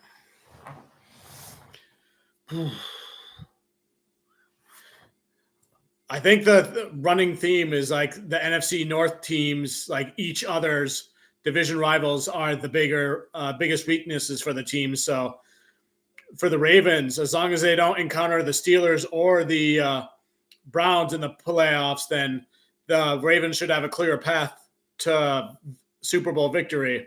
And the Browns are already out. So I know the Steelers beat the Ravens early on in the season, and back when the season was kind of fresh. And then the Steelers beat them again the last week when the Ravens were resting their players and that sort of thing. So, but I don't think Pittsburgh's going to beat Buffalo, considering how snowy it's been over there. So much so they had to move the game to Monday. I saw some of that blizzard stuff and it was like, wow. Fun fact, I've actually been to Buffalo, New York before. I was on a road trip with my mom to go visit the Ferguson catches another pass, by the way. He stumbles across the 20 down close to the first down marker. I went on a road trip with my mom. We saw Niagara Falls. Then we went to the Baseball Hall of Fame. And then we cut through Buffalo because I wanted to try to apply for their newspaper at the time. So I just crashed their office and dropped off a vanilla folder with my portfolio pieces and my resume, and then was on my way, and we drove back. So Buffalo is a city. That's, yeah. If you want to picture a city, then it's Buffalo. That's all I can really say about it, you know? It's what an average stereotypical a city would look like, in my opinion. I kind of did see their minor league baseball stadium there too. So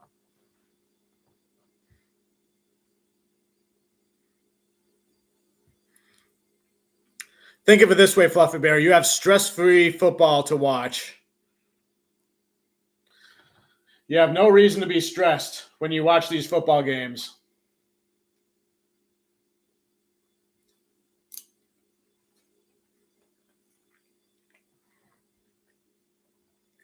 Prescott almost intercepted again in the end zone, but dropped. 18 seconds to go in the half.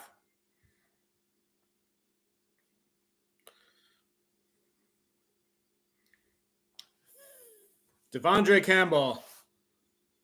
Intended for Ferguson again. See, I tell you guys, they like Jake Ferguson, and not enough people are talking about him. Rightfully so, because they're talking about Sam Laporta. But yeah, 2nd and 10. Prescott press tossing, dumps it off to Pollard, gets tackled at the line of scrimmage. 12 seconds to go.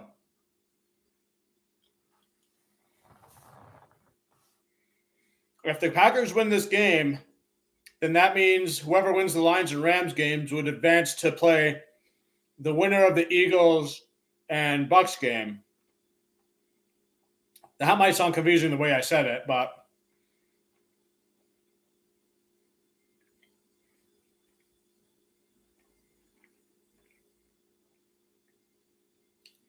they're talking about what the Dallas did to beat the Lions. Don't get me angry, announcers. Fox announcers.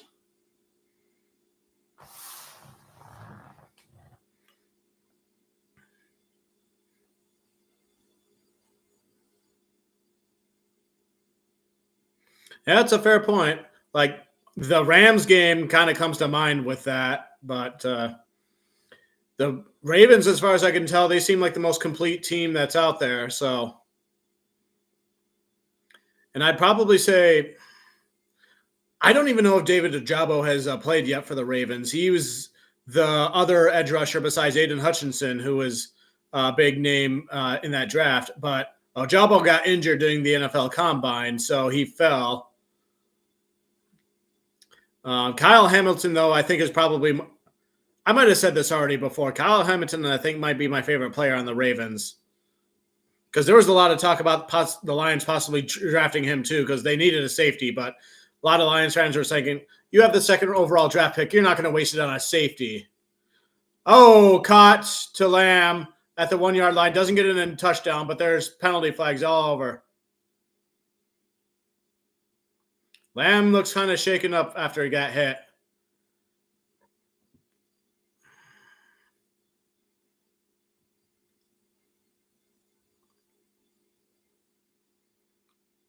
What's the penalty?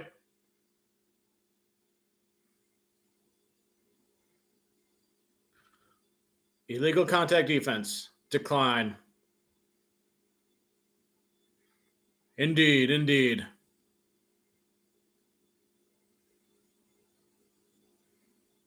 Bah, it looks like he almost grabbed him in the crotch there. But they were trying to tackle him around that leg, so. Ojabo is playing right now. That's good. I imagine this year's probably like a rookie year for him, given the injury from the first year and that sort of thing. Oh, it bounces off of CeeDee Lamb's helmet and hand and away and incomplete. Yeah, CeeDee Lamb does kind of appear to be off in this game. It's kind of like the Meg Griffin of this game, the way everybody's kind of treating him.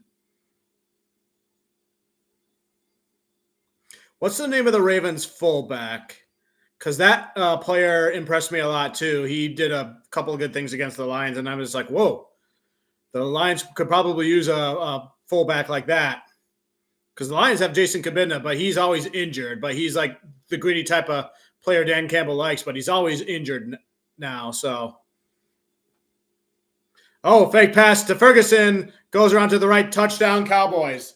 Cowboys are finally on the board as the clock expires into halftime. Are they going to kick an extra point?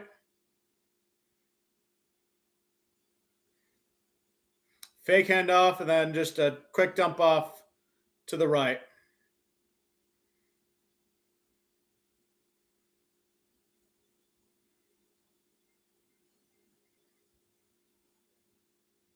Yep, they're kicking it. Pat Ricard. Did I pronounce that right? Kind of like Jean-Luc Picard from Star Trek. Pat Ricard. 300-pound fullback. Wow. I knew something was special about that guy, but yeah. You guys got a real one there.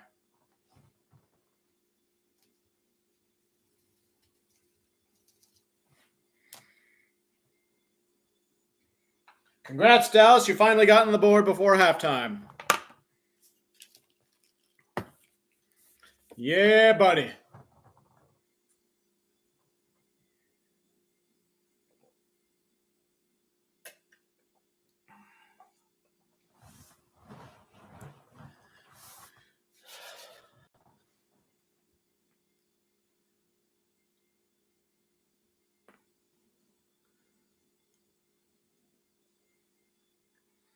£300-pound fullback. Yeah, Ravens are going to be a tough out. I'm thinking they'll probably play the winner. They'll probably play the Texans, if I had to guess. And that should be an interesting game, although I'm not sure if the Texans will be able to. I think that their defense will be able to keep Stroud in check there, but.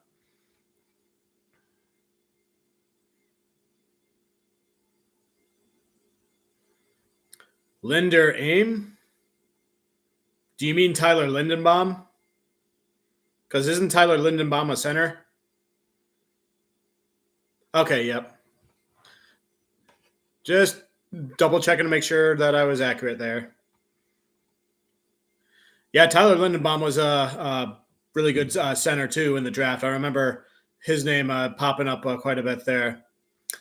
I see an extra person in here. Is this what I think it might be? Is it? Yeah.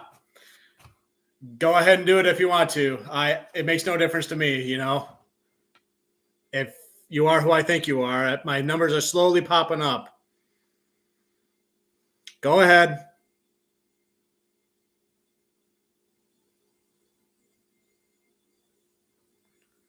Wait, it is a raid, but it's not the one I was expecting. The Only Football Podcast raid.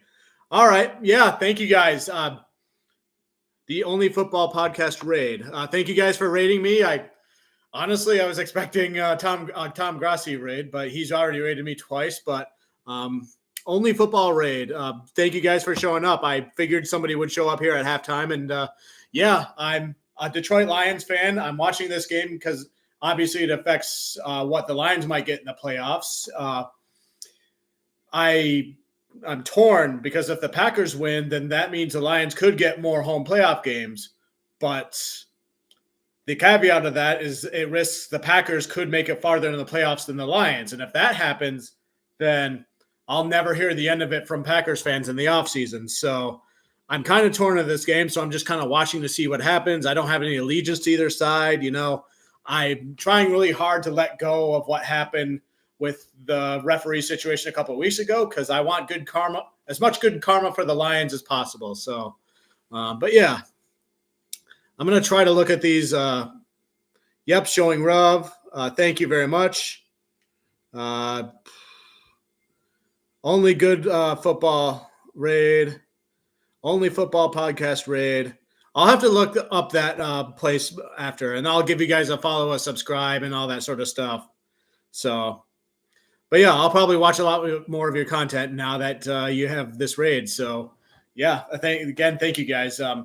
Feel free to check out my channel and some of my content. It's funny. I once, all the way back during the Lions and Chiefs game, I actually tricked Tom Grassi into rating me I had this cheeseburger and I was like eating it right at halftime, knowing when he'd click on me to decide whether or not he's watching, I'm just like eating a cheeseburger, staring off into the distance, something random like that to get his attention. And it worked. And that kind of got me started there. And I made a video about that. And now it's gotten like 10,000 views all throughout time. So if you see that video on YouTube, then it's from that. So, just being a silly mastermind on YouTube like I'd like to be. So, but yeah, again, thank you everybody for the raid. So I might make a video about this raid too. So I feel so unprepared though, because I don't know who you guys are, at least not yet, but I'll look into it in a little bit here. So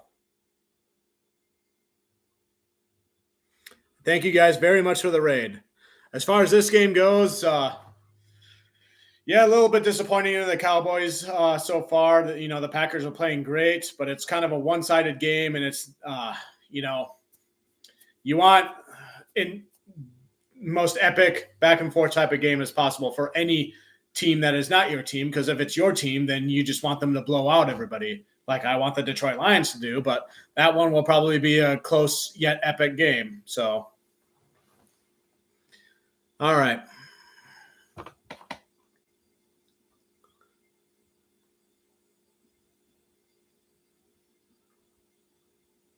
How's that feel, Fluffy Bear, to see a raid pop up on here? All right, I'm going to look you guys up right now. The Only Football.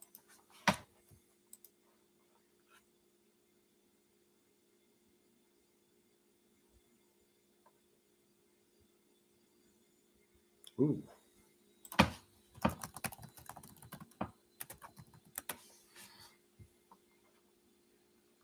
The Only Football Podcast. Is this it?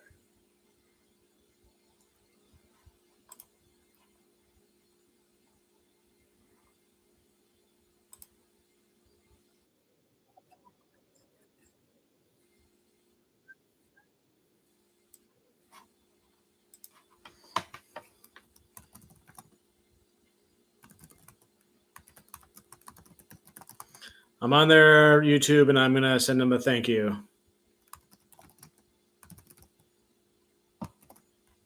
Thank you.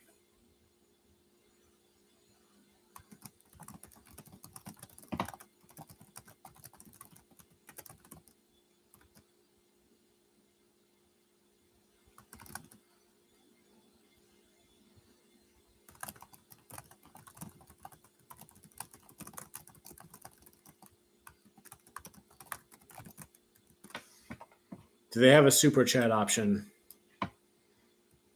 Yeah, I was not expecting to get rated by non Tom Grossi channel, but I'm thankful that I did.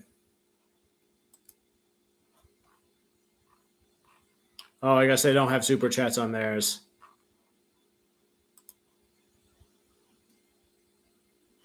Oh, why is this?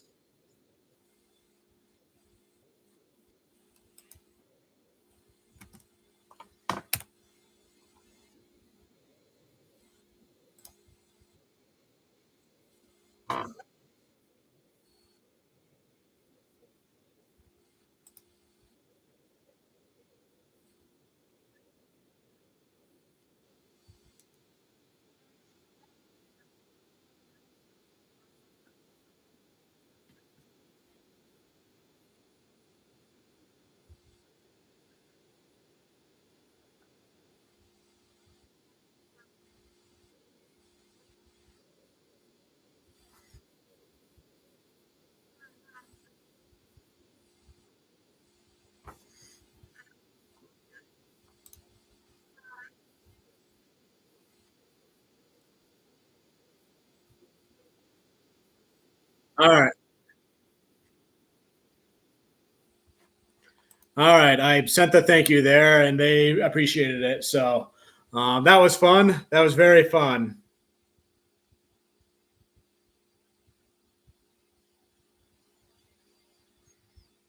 Yeah, Lions 49ers, that could be definitely an option. The Packers have to get past the 49ers.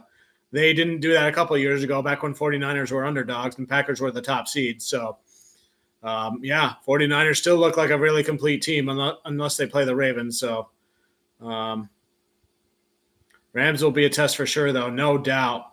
It'll be a test to a secondary, but the Lions secondary, uh, national media seems to forget that they've improved a lot. If Fatu Melifonwu has been stepping up big time for them, and the Lions got CD Deuce back, formerly known as CJ Gardner Johnson, so that should be a factor as well. Kirby Joseph's also been playing decently well too. Cam Sutton has been reliable, as reliable as you can be. So the key is Kindle Vidor. What will happen with him? Because we picked him up on waivers or something after Jerry Jacobs was getting gassed out. Now he's on the IR. But I'm going to go to the bathroom, and then I'm going to come back, and then, yeah, we'll rock and roll with this second half. So I'll be back.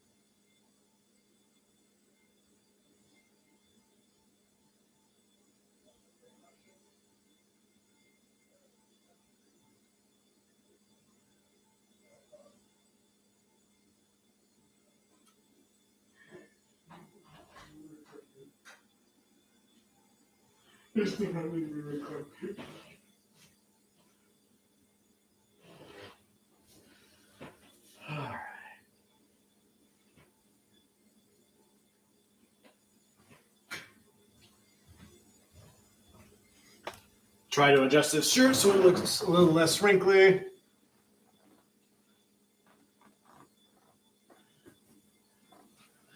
I should have ordered the hat to go with it too, but I don't know. I'm going to cut the sleeves off of that and make it into a workout shirt. That way I get extra motivation that I could be an NFC North champion when I work out. All right, I see announcers are talking, so third quarter must be starting at any second now. Yeah, Iffy. Iffy is his nickname. Yeah, he definitely is. It's a funny story about Iffy, Fatu Melifonwu. He was one of the first Brad Holmes draft picks. He was the first player to be drafted with the Matthew Stafford trade picks. His first year, he showed promise. He was covering Devontae Adams really good when he was with the Packers right up until he got injured. And then he was out for a little bit, and then he kind of came back. He had a few growing pains here and there, but then after his first year, he got converted from cornerback to safety. And then he was a backup safety for the Lions last season, and the few times that he did come in, he struggled quite a bit, specifically against the Patriots and against the Panthers. But then this season, he continued to develop, coaching and all that. The Lions safety who was filling in for CD Deuce, Tracy Walker, he was struggling. So Iffy replaced him, and now he's developed enough to where he's done a really good job. Kickoff just happened. They took it down to the 25.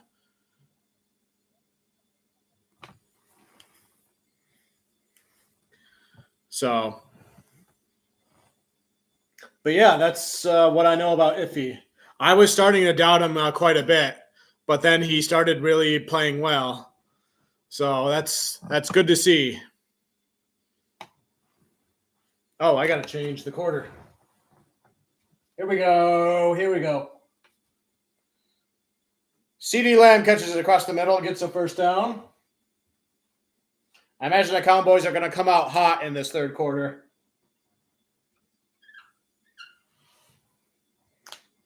Jerk route, they say. All right. Yeah, here we go. Bermuda. Everybody's pointing and their audibles going on. I like to try to broadcast this game. Oh, Shanahan. 7 seconds on the play clock. There's a snap. They hand off to Pollard. He gets 7 yards on this play.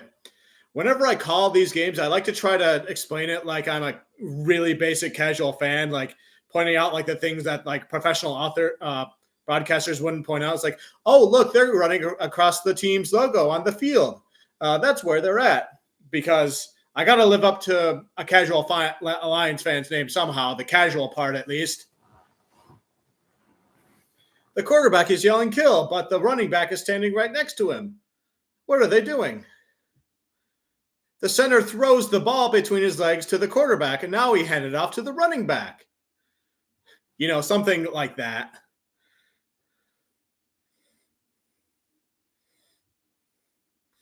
Yeah, the Cowboys got to figure something out here soon.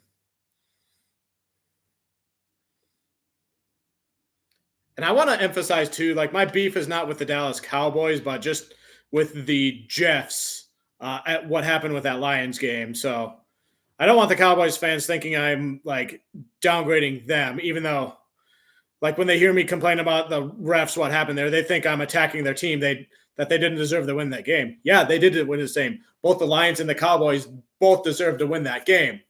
It was just, obviously what happened there. So John Boy Media, who usually does Major League Baseball content, did NFL content about that, and he's usually gets the last word on these situations. And he did point out a lot of stuff which could indicate like why the refs often believe Skipper was reporting eligible when he didn't, like, because he was like pointing, was like, okay, I got you. I see you raising your hand. But as far as the rules specifically state, the player has to both verbally tell the reporters who are reporting eligible as well as give the signal. But Skipper was so far away from the ref when the ref was looking at him that how could he hear Skipper from that distance, and B, how could he see his mouth move with the face mask covering much of his mouth? You know, you were telling me that he could pick up on all that to think that, and Skipper said he didn't say a bleeping word. So how could he tell what his lips were doing from that distance? Is my point there. So again, I don't want to get into this again, but it is what it is.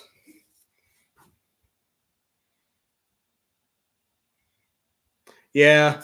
And I know Cowboys were in that situation too, like a couple of seasons ago with what happened with Dak. The ref didn't get to the line of scrimmage fast enough for him to give the ball to. So, just panicking as the clock was expiring to 0, like just gave it to the center, even though it was against the rules. But what are you supposed to do if the ref isn't there to give the ball to, because the clock is running and going down at 0? So that's like one of those what WTF things for the Jeffs as well. So for that, I have some sympathy with that too. So, and everybody's human, I imagine there's going to be some sort of rule change regarding all this in the offseason somehow.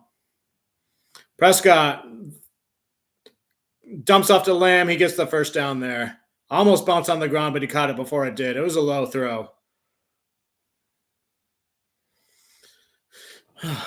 But yeah, the Lions could have had the number 1 seed with that. But then if, in that case, the 49ers probably wouldn't have rested their starters and they would have tried to win the game against the Rams, because the Rams won that game. So who knows what there. But yeah. What is it now? Like a 3-way tie with a 12-5 record between 3 teams in the NFC. And I think the Ravens are like the 13-4 team.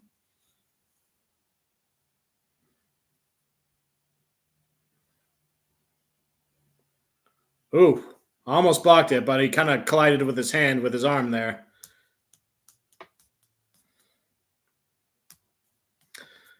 This game, if the Cowboys can come back in this game, then this game will get interesting. But right now, it's kind of looking like a blowout. But CeeDee Lamb catches another first down going out of bounds. But the Cowboys are driving right now. So if they can come back and win this game, this could be definitely one of those "how about damn Cowboys" type of games. I wish I could do a good impression of like a Texas person like chanting like that. I want to like do one and then make a sound bite of myself shouting, "Fire, fire them all!" Like if somebody's like, anytime somebody talks about like firing somebody after like a bad game, and then just have that sound bite being like, "Just fire them all," because I really feel like that's something like somebody like that would say in those situations.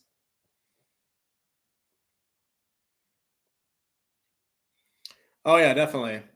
I did a preseason video way back in the summer where I predicted that the Lions would get the number 2 seed while the Eagles got the number 1 seed. But the Lions would get eliminated by San Francisco in the divisional round after beating the New York Giants in the wild card round. Prescott processing, running around, getting chased by 62, tries to flea flicker it, almost gets intercepted, but it bounces in front of Quay Walker and it's incomplete. But yeah, I predicted Lions would be 13-4 for the record. So I guess I was close to my prediction. I knew the Lions would have a very good season. I knew they'd win the division, and I knew they'd be one of the top seeds. And I knew they'd do a lot of good things on offense. I actually had them like setting records with their offense, like more yards and points than like what the Chiefs had a few years ago, but I don't think they got that far. I'll do a video comparing my predictions for what actually happened during the season. Pass batted down. That reminds me of another point. I predict a trend in the NFL where teams are going to draft really tall offensive linemen, not just tall, but really long arms with the hopes of having more batted down passes, which is my theory on why the Chicago Bears drafted the defensive lineman from Florida, whose name escapes me at the moment. But that lineman objectively was probably average, I would say, but still he's getting a lot of reps because, he's having a factor in batting down those passes, helping the Bears defense in that way. The Cowboys kick a field goal and it's good.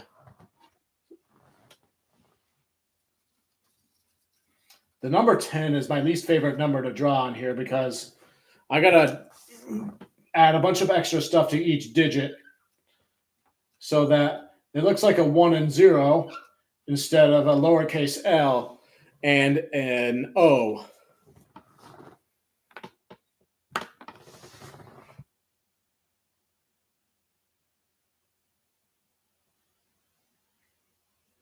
Who did you forget existed? Honestly, I forgot what I was talking about just now. Yeah. Yeah, I know.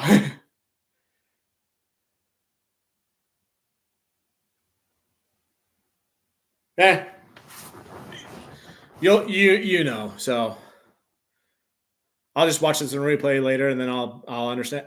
The Giants. Oh yeah, I mentioned how I predicted the Lions would beat them, and yeah, I mainly had last season to work with like trying to figure out playoff teams, but oh yeah, ever since week 1 when they got blown out by the Cowboys, it's just like wow.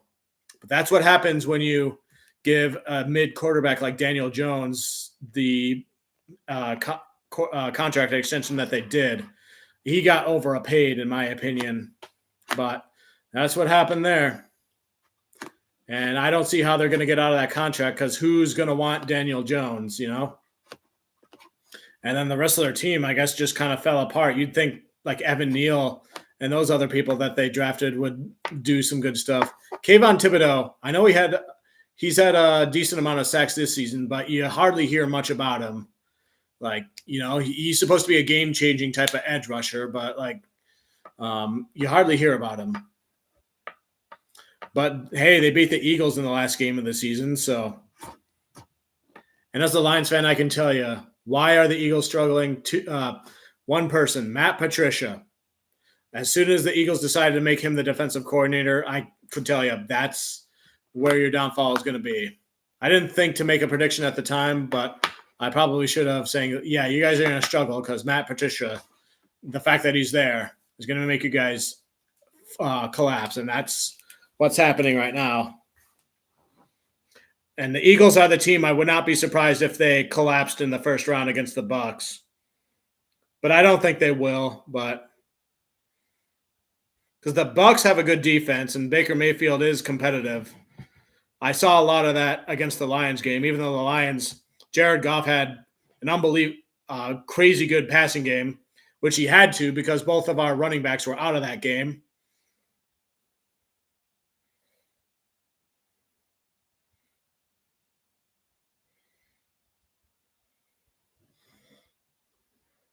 I bet Tom Grassi is having the time of his life streaming this game right now. Probably leaving a bunch of voicemails for Scrooter Magruder, who's not picking him up. And he's already trying to figure out, how this isn't the Cowboys' fault or whatever. Oh, yeah, I forgot A.J. Brown got injured. Like the Eagles' offense, I don't worry about too much. It's like the defense, I think, is what's kind of killing them. Oh, my gosh, they gave it to Aaron Jones. Who'd have thunk?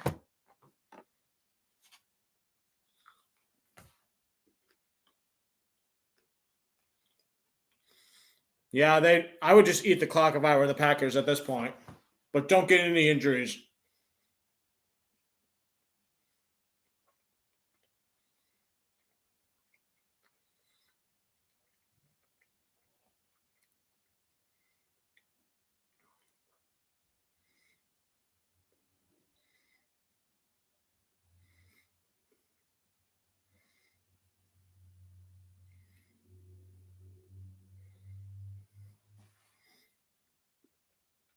Hand off to Aaron Jones again, going around the edge.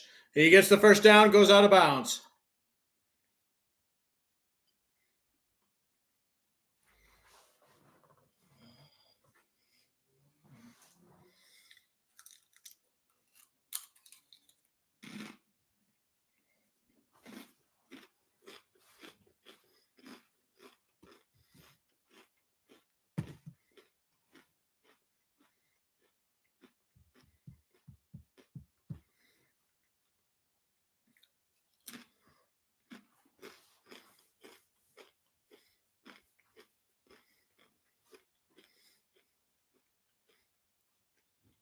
Love lobs it up again to Dobbs. He catches it downfield. He's going down to the 15. There's an initial miscommunication with the lineman. Love ran the ball into the lineman, accidentally hit him, and then he kind of scrambled on a little bit more, lobbed it up deep, and then Dobbs caught it wide open and got a lot of yak yards on that. He looked like he tripped, and then he kind of cut the other way and then fooled the defensive back that way. Parsons hit him really hard after the pass, though. Yeah, I'm going to text my buddy who's a Packers fan and tell him congratulations on the win.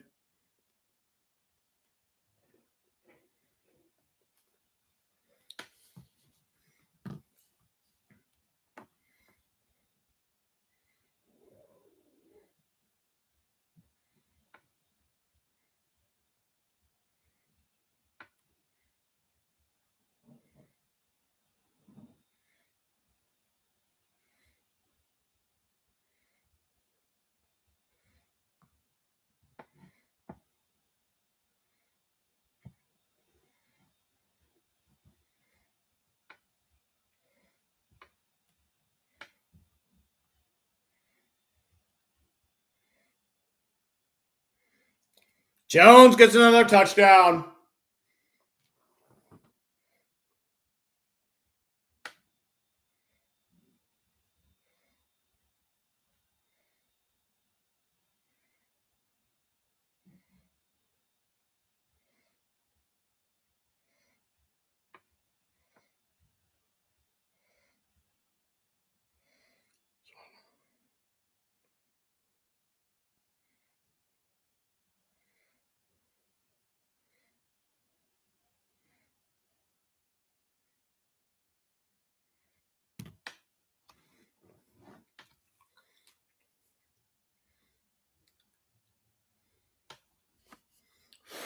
(34-10) Packers. It's crazy. Early in the season, the Packers were looking like one of the worst teams, and look how far up they've gotten. Hopefully, they don't do too good, but you get the point.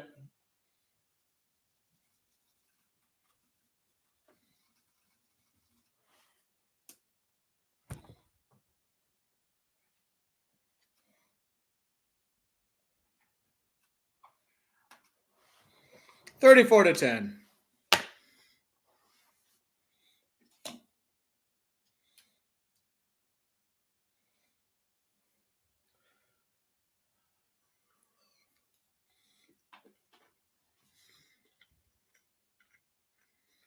I know.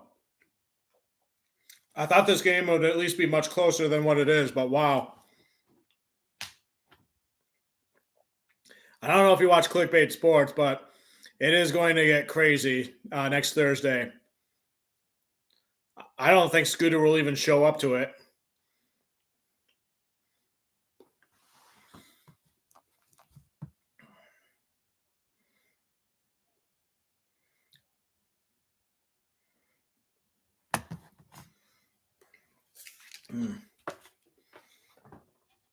I might have to prepare some fresh food in time for the Lions game. I might cut the stream a little bit early than what I normally do. That way I give myself time to prepare for the Lions and Rams game, which is my big priority. This is like the warm-up, but, you know.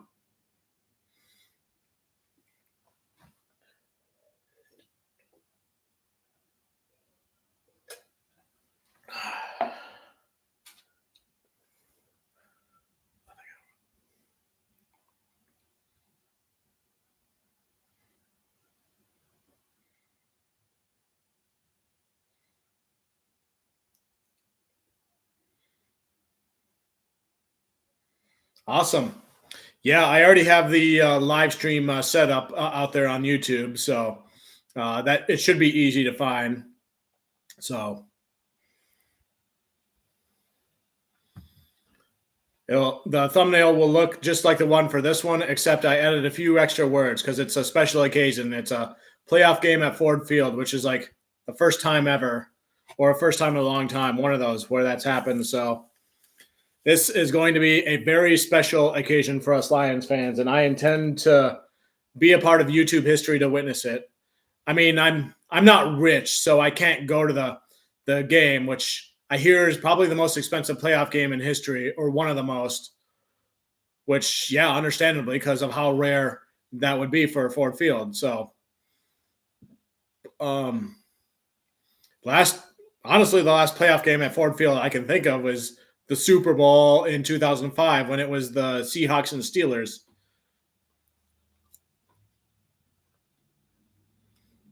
But throughout 2023, if you watch my featured video, I did kind of a recap. I did go to 3 games this year. The last regular season game of last season where the Lions knocked the Packers out of the postseason, and it was Aaron Rodgers' last game. I went to that one. I bought that ticket way in advance just because I wanted to see Jamison Williams play, and I figured that had to be the game, if any game, that he would play on, in because he was injured. And then so the Cowboys have the ball. They're trying to move. They just get to the 20.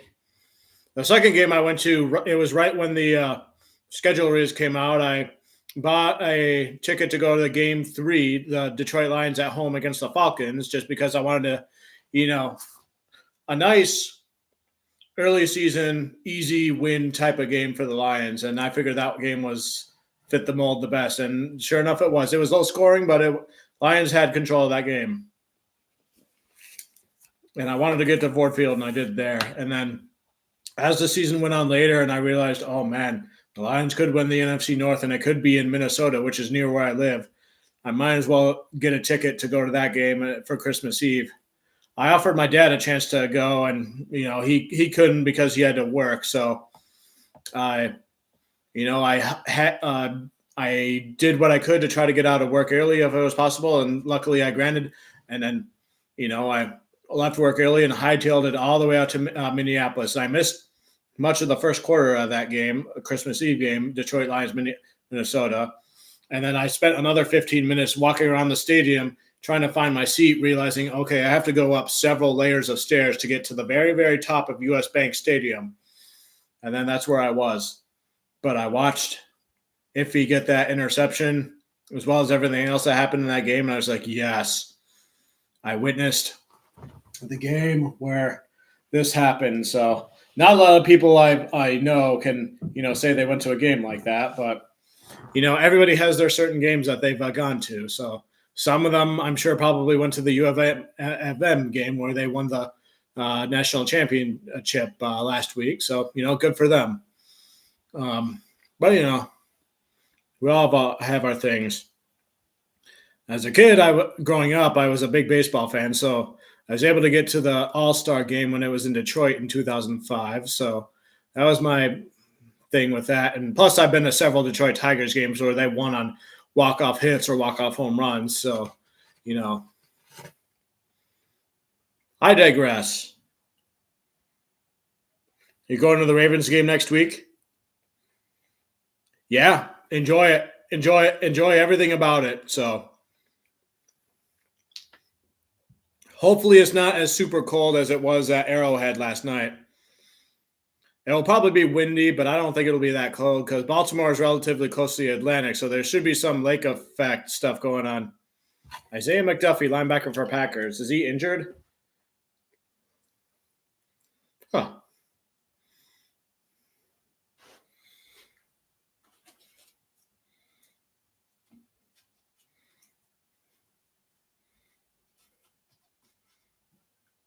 Here we go.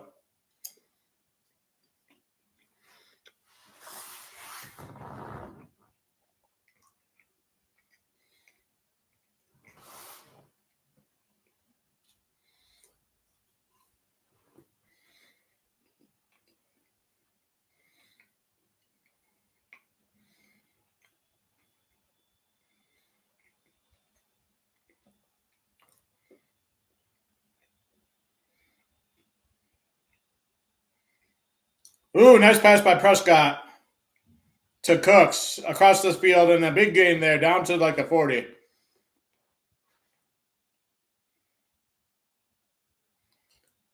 It's going to be too cold here. All right.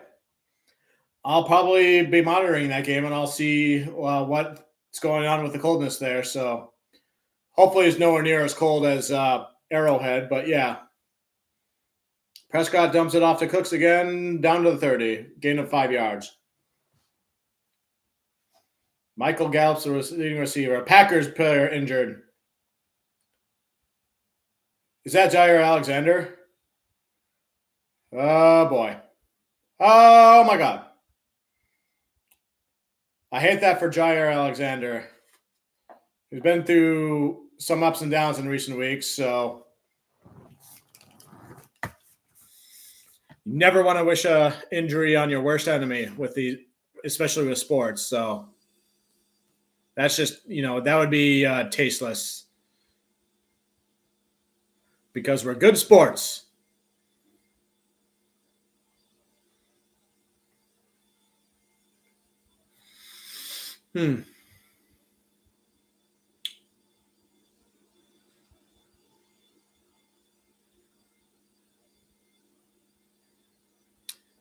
So it's a pretty safe bet that Lamar Jackson will win MVP. Would you say, Fluffy Bear? Because I can't think of anybody else who would be more deserving on a better team. Lamar Jackson, when he won his first MVP, it was like he was pretty much a fullback that just so happened to play quarterback. But now he's like Patrick Mahomes, if Patrick Mahomes was built like a running back. That's kind of the way I interpret Lamar Jackson. So, and yeah, they have a lot of like RPO type of options when they do that, as I saw them do against the Lions, And the offensive coordinator they got from Georgia, he's done a heck of a job with the Ravens. They show him in the booth every other time I watch a Ravens game, and it's like, wow, yeah, that guy might be a very underrated coach, offensive coordinator, whoever. So his influence on the field can't be overstated. Absolutely. I struggle to think of a defense that could contain them to like 14 points or anything like that. Maybe the Cleveland Browns because they're division rivals, but like, yeah. It would take a lot to beat them. Mike McDonald for defensive coordinator? Oh, I bet.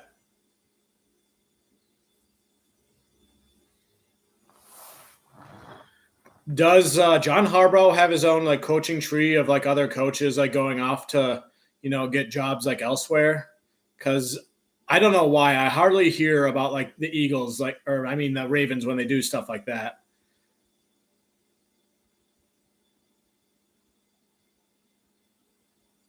All right, they run the ball and get a first down.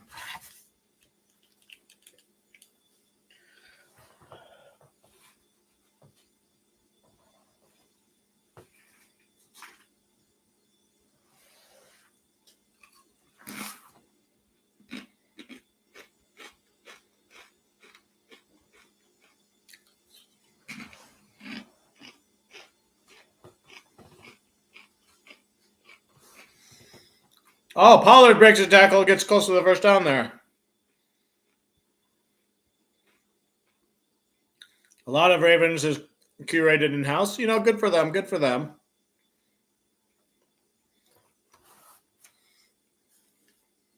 I imagine maybe like a few U of M coaches here and there probably go to Baltimore too and vice versa because, the Harbaugh brothers and all that. So I could be wrong there, though.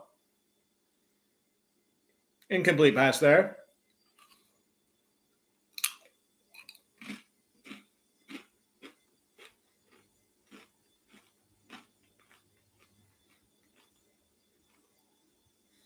This game is not even in the fourth quarter yet. And I'm kind of already over it. Still, though, I need to see what happens in this game because it affects my team. So 3rd and 1 for the Cowboys. Dak and shotgun.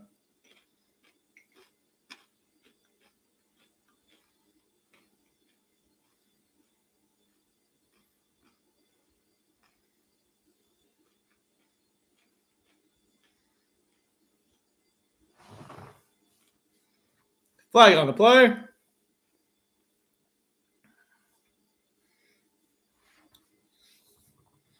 So, Fluffy, what were your thoughts about seeing Joe Flacco play for the Browns this year? Just curious about that. Prescott lobs it up too far ahead of the receiver. Looks like Pollard was the intended target. Incomplete.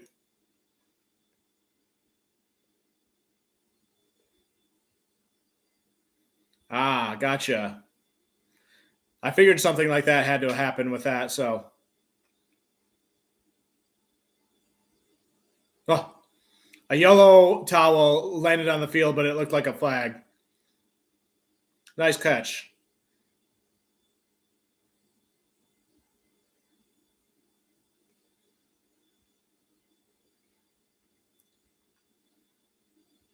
Prescott processing. There's a flag for the jump and almost intercepted.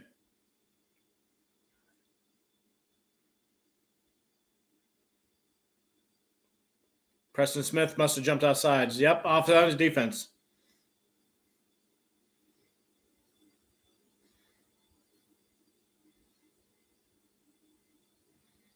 Yep. Definitely offsides there.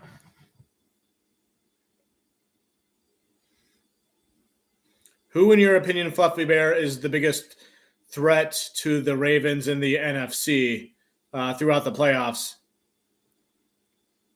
Because who's there? Buffalo, who's been a hot team lately. Maybe the Chiefs, who have a lot of playoff experience. The Chiefs definitely looked average during the regular season, but playoffs against the high-powered Miami offense, they looked really good, even though it was cold weather. And, you got to rely on experience for that. And then there's the Houston Texans, who will be their next opponent. Bills? Yeah, I'd probably say that too. So I wouldn't argue against that.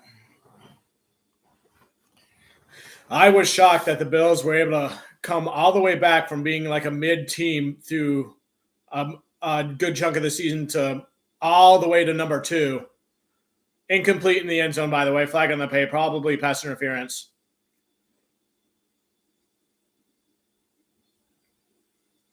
That's a fair point with Chiefs, but the Chiefs' defense is pretty good now, and the Chiefs do rely on Pacheco a lot for running game stuff. So if that game is competitive, it would probably be a very low-scoring pitcher's duel type of game.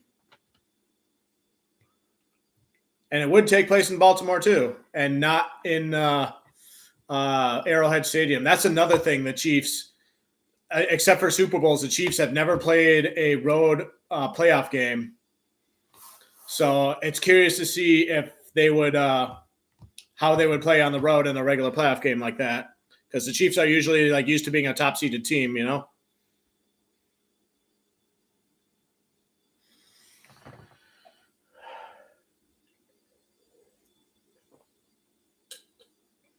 Mm.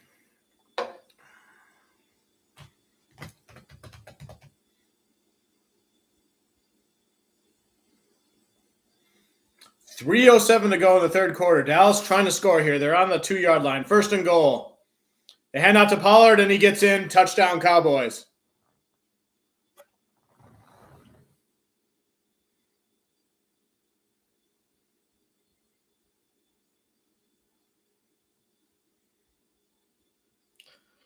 Announcer saying Dallas is probably going to go for 2. They have a long ways to go, so.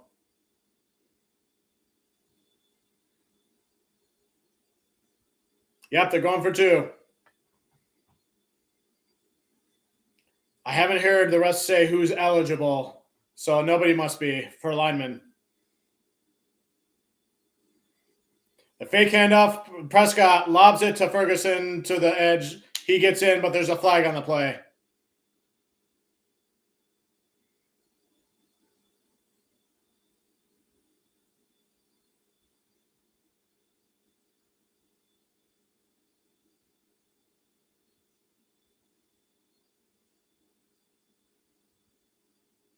I'll read those in a second here. I just want to see what the flag is.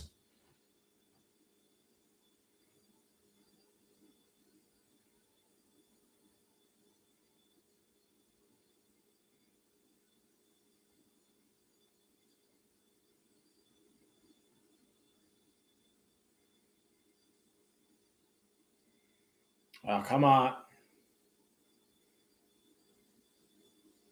2 fouls, both by offense.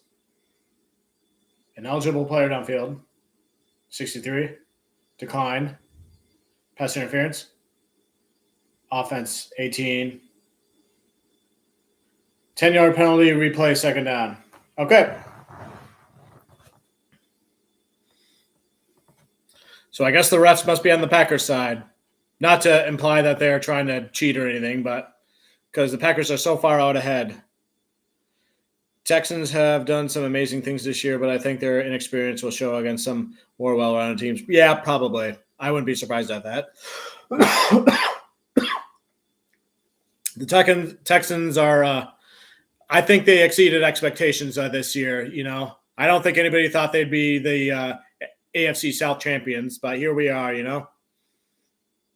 It kind of bugs me, if the Texans went from one of the worst teams and then had their players and coaches changes, and then just in 1 year, then won the division. Whereas the Lions, it took them 3 seasons to do it. But it is what it is.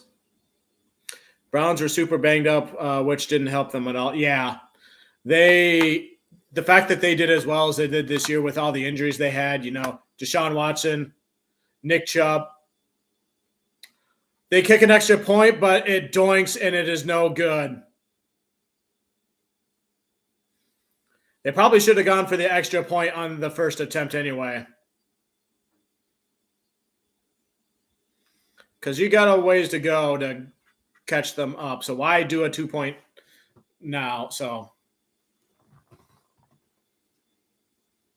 you tried to go for 18 and you wound up with 16. Cowboys.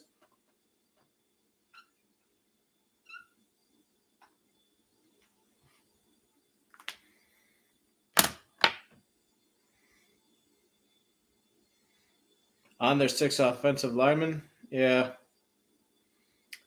Yeah, as I was saying, so Deshaun Watson was injured. Nick Chubb was out.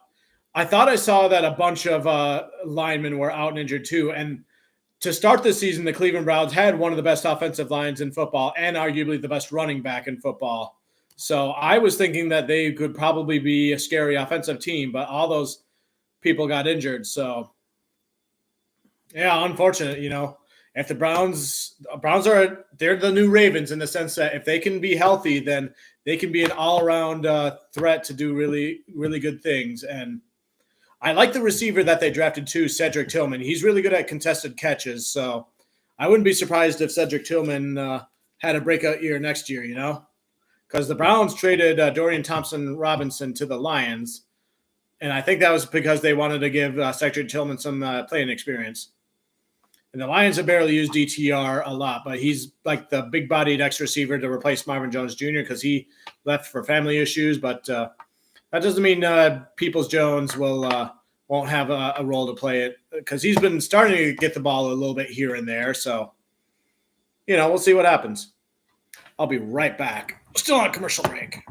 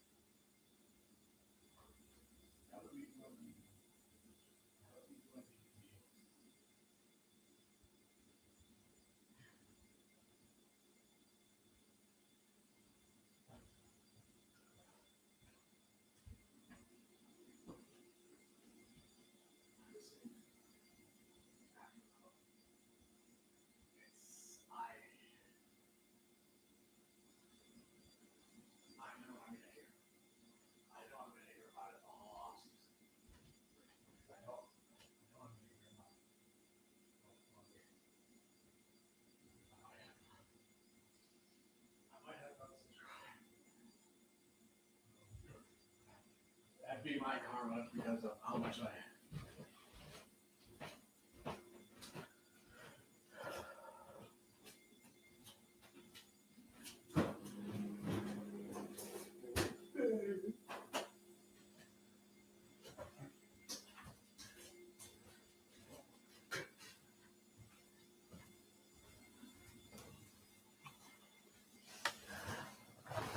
All right, I'm back.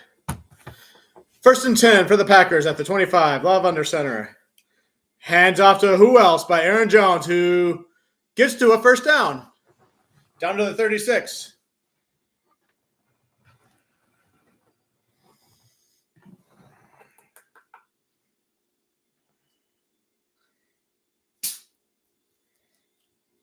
Oh, here's a question for you, Fluffy Bear. Who do you think the Ravens are going to draft in the first round next year? Or what position group do you think they'll target? Because the Ravens are a team that draft really well from what I've seen.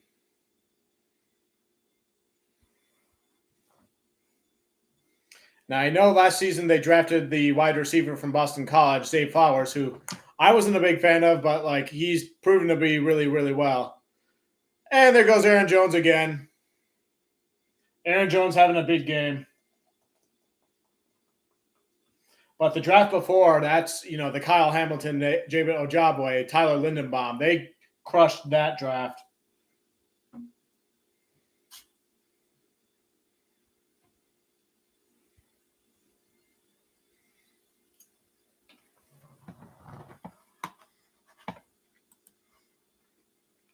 I'm going to take this time to look at some box score stats.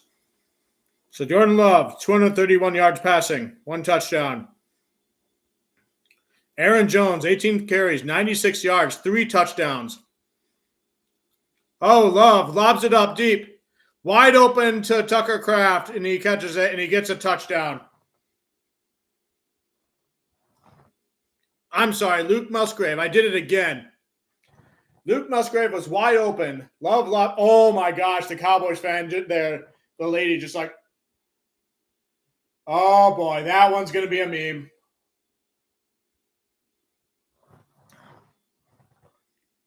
Yeah, Musgrave did like a seam route. Nobody picked him up. Wow.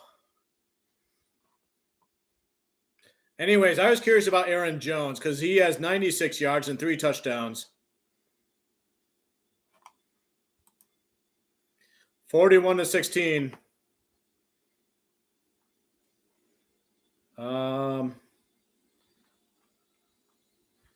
Luke Musgrave has a touchdown now. Devontae Wicks. Jerry Jones is like, yeah. Devontae Wicks has a touchdown, so Romeo Doubs has 148 receiving yards. No touchdowns, though, so he's doing good. Christian Watson, 1 reception for 9 yards, though. I wish he would do better, but, it is what it is. But, yeah, Aaron Jones doing really good. Jordan Love, 269 passing yards for him with 2 touchdowns. Dak Prescott, meanwhile, 177 yards, 1 touchdown, 2 interceptions. Tony Pollard, 14 carries for 52 yards, 1 touchdown. And Dak has 4 carries for 33 yards rushing as a quarterback. CeeDee Lamb, 7 receptions, 51 yards. Michael Gallup, 3 receptions, 67 yards. Keyshawn Nixon has a sack. Who's the other one with a sack? Oh, Devondre Campbell with the other sack. And then Green Bay has no sacks. All right, just wanted to check that out. Probably edge rusher. We lose Kyle Van Noy and Clowney next year. All right. I get that. Edge rusher is a really in-demand position. Arguably the most important position besides cornerback. It's like between those 2 positions. Like defense doesn't have like a quarterback position where it's like one all-important position. But in my opinion, like you build like your defensive line, you build your edge rushers, you build your secondary, your cornerbacks and that sort of thing. And then like safeties and linebackers are kind of like if it were like the MLB, it'd be like the catcher position, I guess.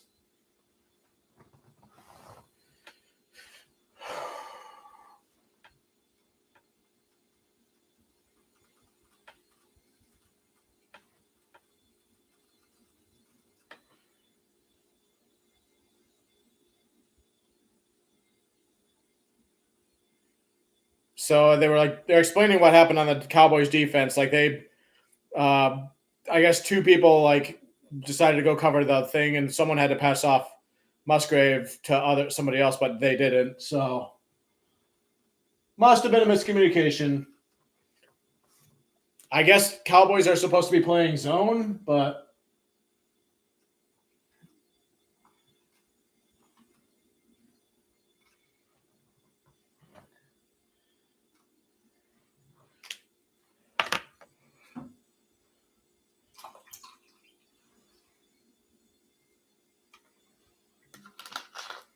they're saying the turnaround game was Thanksgiving. But the week before, they had a epic game against the Chargers. I kind of don't know what to talk about regarding this game anymore because it's so far out of control. And it's not even the fourth quarter yet. It's 41-16 Packers. The crowd is silent, and it's not even the fourth quarter yet. There's 1:08 to go. Yeah, running back, that'd be good for the Ravens too. So, yeah, I bet Jim Harbaugh and their GM, whatever they decide to do, will be the right thing. Ravens are built enough to a point where like they can pretty much do just about whatever they want. I would think.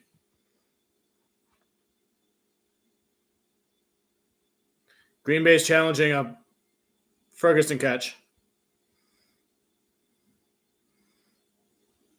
Incomplete pass or catch or one of those.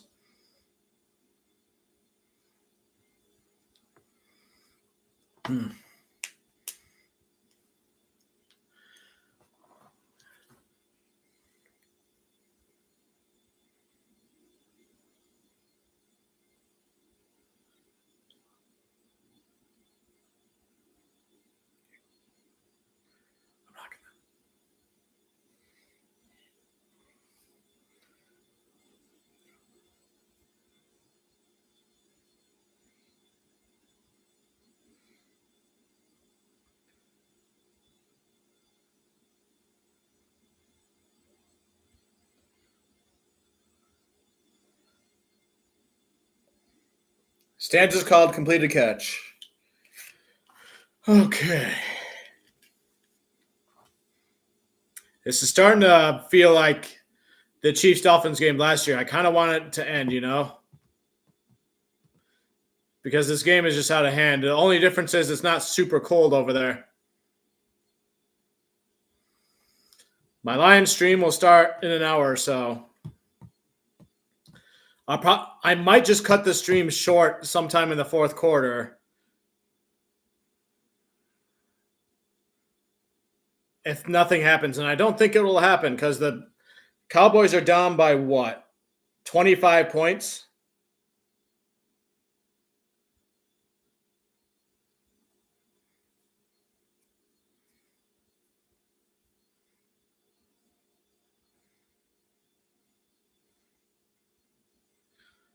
Quay Walker tackles Pollard as he gets to the line of scrimmage. Oh, I thought of something. Because of Joe Barry, I should eat a meal which contains a sloppy Joe and then a bunch of berries, as in Joe Barry. That could be my cryptic way of trolling the Packers fans when it comes time for them to play the Lions or whatever. I'm going to remember that one. Presstock trying to shuffle around, trying to get rid of it. Pollard incomplete, I think. 3 seconds to go in the quarter.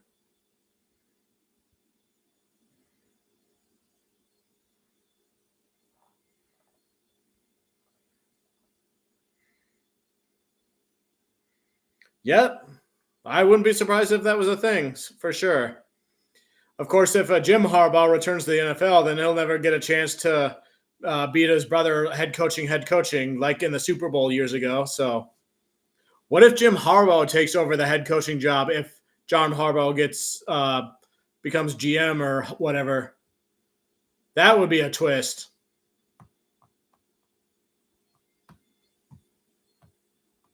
But, of course, he would probably be little brother to John Harbaugh in that scenario, and that's something that Mike Florio is always a narrative Mike Florio is always trying to push when talking about the Harbaughs. And they probably just won't. They probably just like not doing that just to spite Florio. Just be like, no, you're not going to influence what we do, Florio. Maybe that's why Harborough has yet to go to the NFL. I don't know.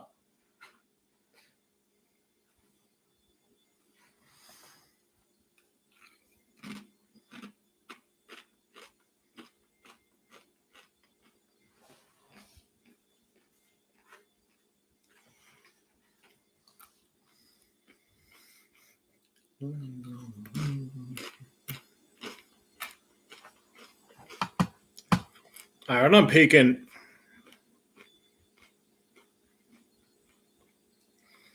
They really seem like they do. I never hear about any drama between the coaching staff or everything. Everything seems like it's solid over there, and it has been for like years, you know.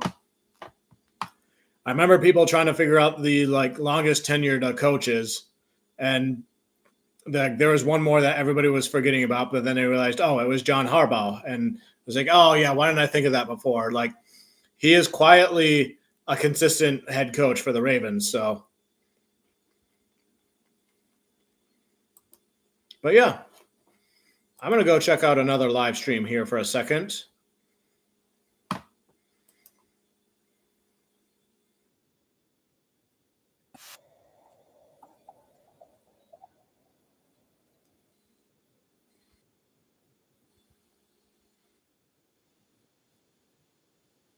Oh, Papa Grassi.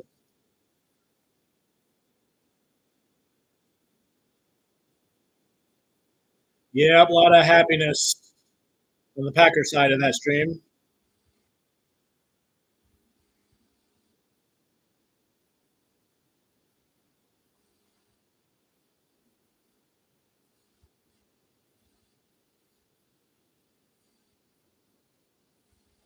Oh shoot.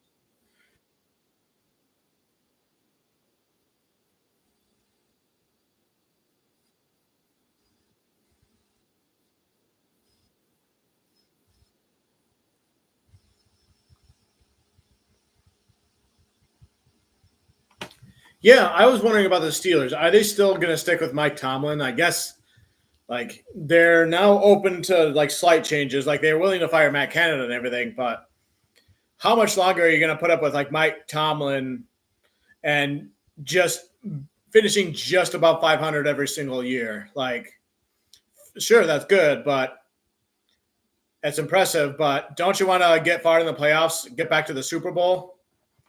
Maybe you think you might have to tank a year or two to get some good draft picks to help you with that.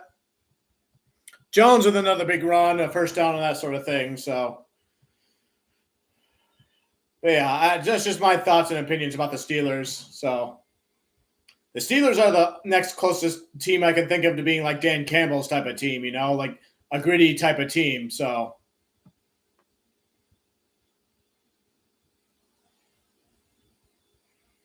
yeah, probably. The question is, what does he want to accomplish for him to feel content in leaving, you know?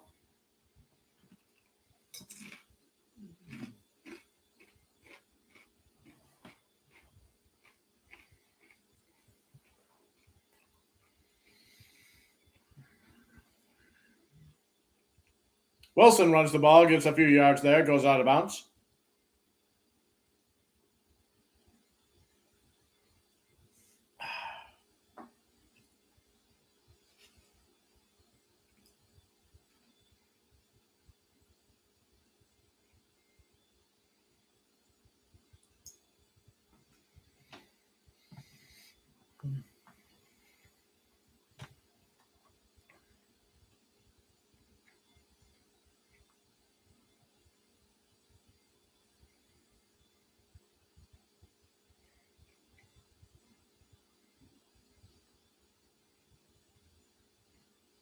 The handoff again.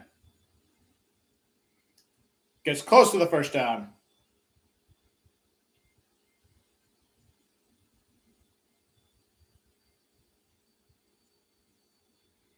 Yeah, I suppose so.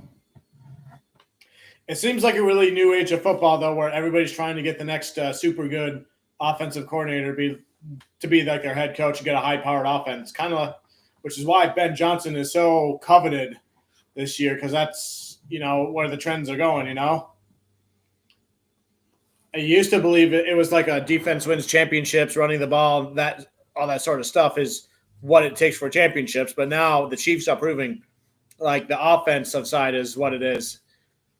As long as your other side of the ball is good enough to complement it, and that's what the Lions are doing.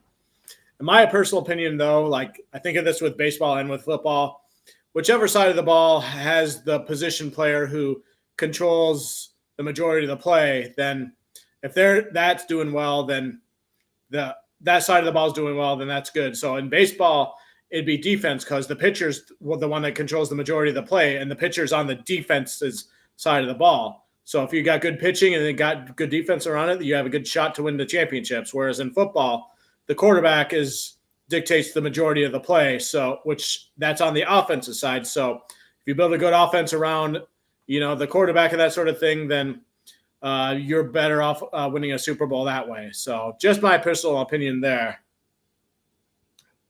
I don't know how I got on that topic, but yeah. Yeah, instant results. The Lions had to build their team through 3 seasons with drafting and developing their players. And they understood that. And look where they are now. A team like the Panthers, like David Tepper, I think that's a perfect example of what you're talking about with instant results. Let your coaches and GMs make the best decisions. If they want CJ Stroud to go and draft CJ Stroud, don't interfere and then get Bryce Young and then get mad at the coaches and everybody and fire them when it didn't work, when it was your call to get the quarterback that you wanted instead of what they wanted, So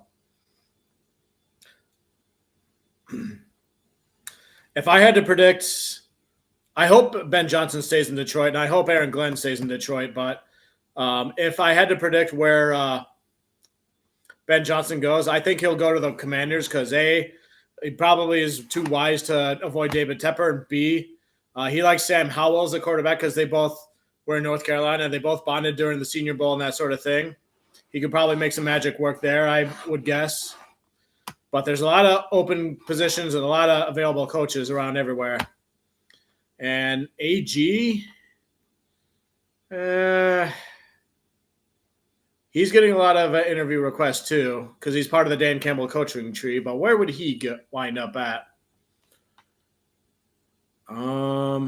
He might wind up with Washington as well. He'd be a defensive-minded coach for sure. Maybe Seattle because they have good secondary pieces and good defense pieces. I don't know. Yeah, definitely. That would help too.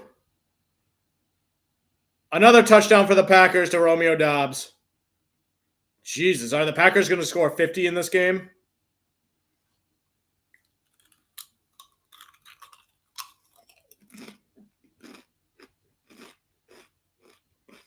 Cowboys fans look stunned.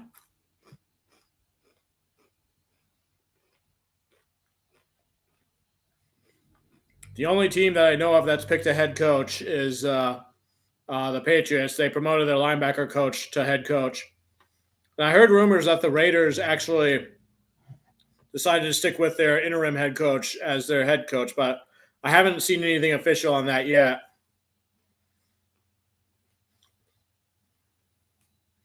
But yeah, I don't know what direction Tennessee would head in. So, because they're not going to have Derrick Henry anymore. Will Levis is probably going to take over things. Aaron Glenn, he came from the Saints as well as Campbell, so I figured, I guess the New Orleans Saints don't plan on firing their current head coach, so he couldn't go back there. Maybe the Falcons, but they need to be reunited with Jeff Okudah, who things didn't work out with him there. Oh, wow. This is how bored I am with this game. I'm already trying to plan out which coordinators are going to go to which team. I don't even want to think about it because I want to think about the postseason on all that. But I know AG's gotten a lot of flack for defense at times this year, but it's not as much his fault as it is not having like quality, talented players in certain positions, which is, the GM's responsibility. And that's the point I tried to make with certain videos earlier this year. So, but AG's good at like, putting different players in different positions and like shaking up the defense that way for best results. So,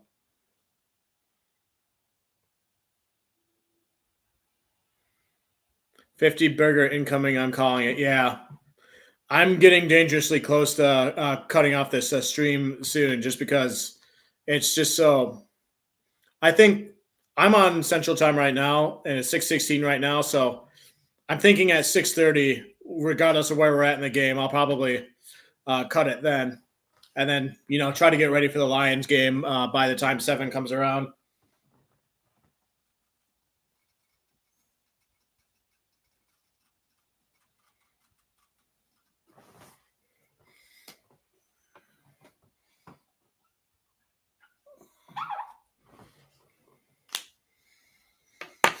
$48-16 Packers over Cowboys.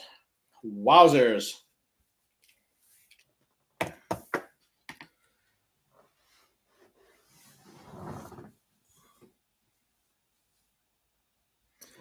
Yeah. Yeah. Yeah, you can go ahead. And if I'm not back by the time you get back, then, we'll get it. And then, just join me on the Lion stream, which should start at 7 o'clock Central Time. So I might just watch a few more minutes here.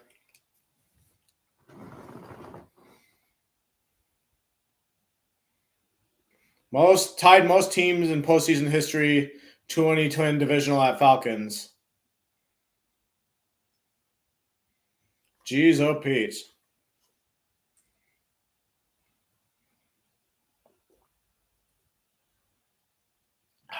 Perfect passer rating for Jordan Love. See ya, Fluffy Bear. I've had fun with you in the stream tonight, so we'll have more fun later, hopefully. Go Lions, one pride.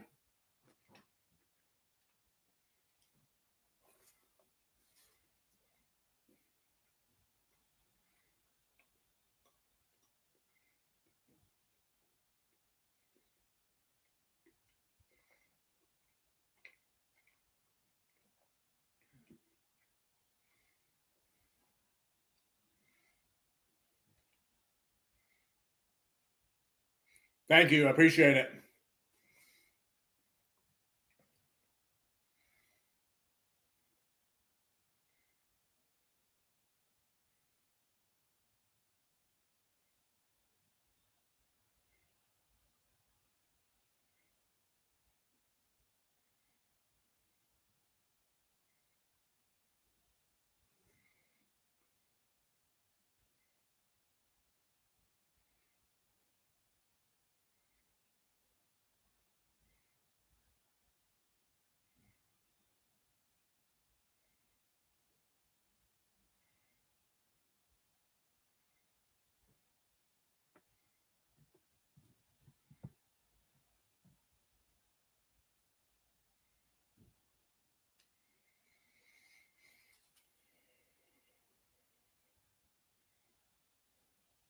I'll probably just watch this last Cowboys drive and then I'll call it.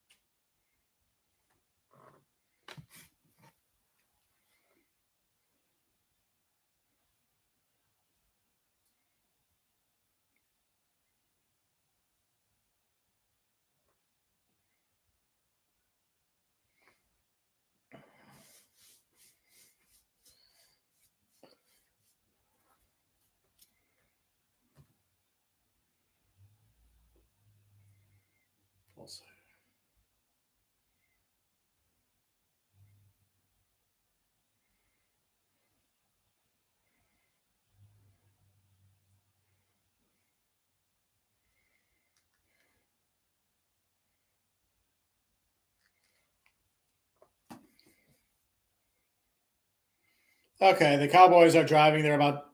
They're first and goal now at the 2.5 yard line.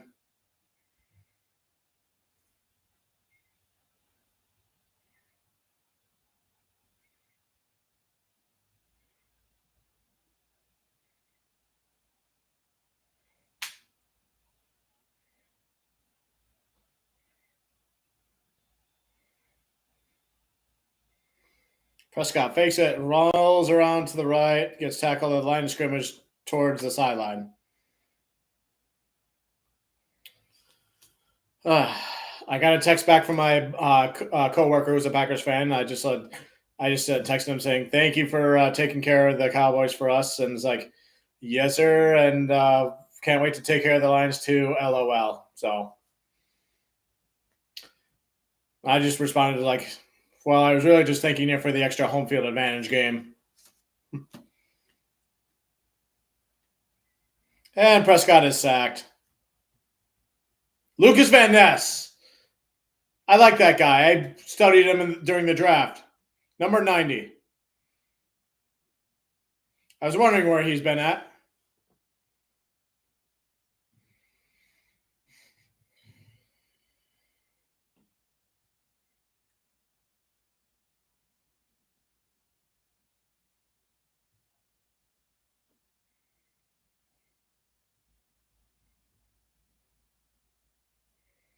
Prescott, touchdown to Ferguson.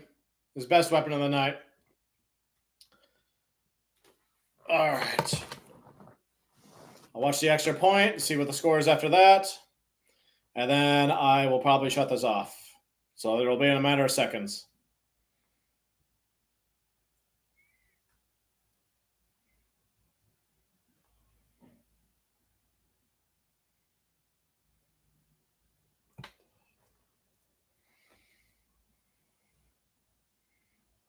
And they're going for 2.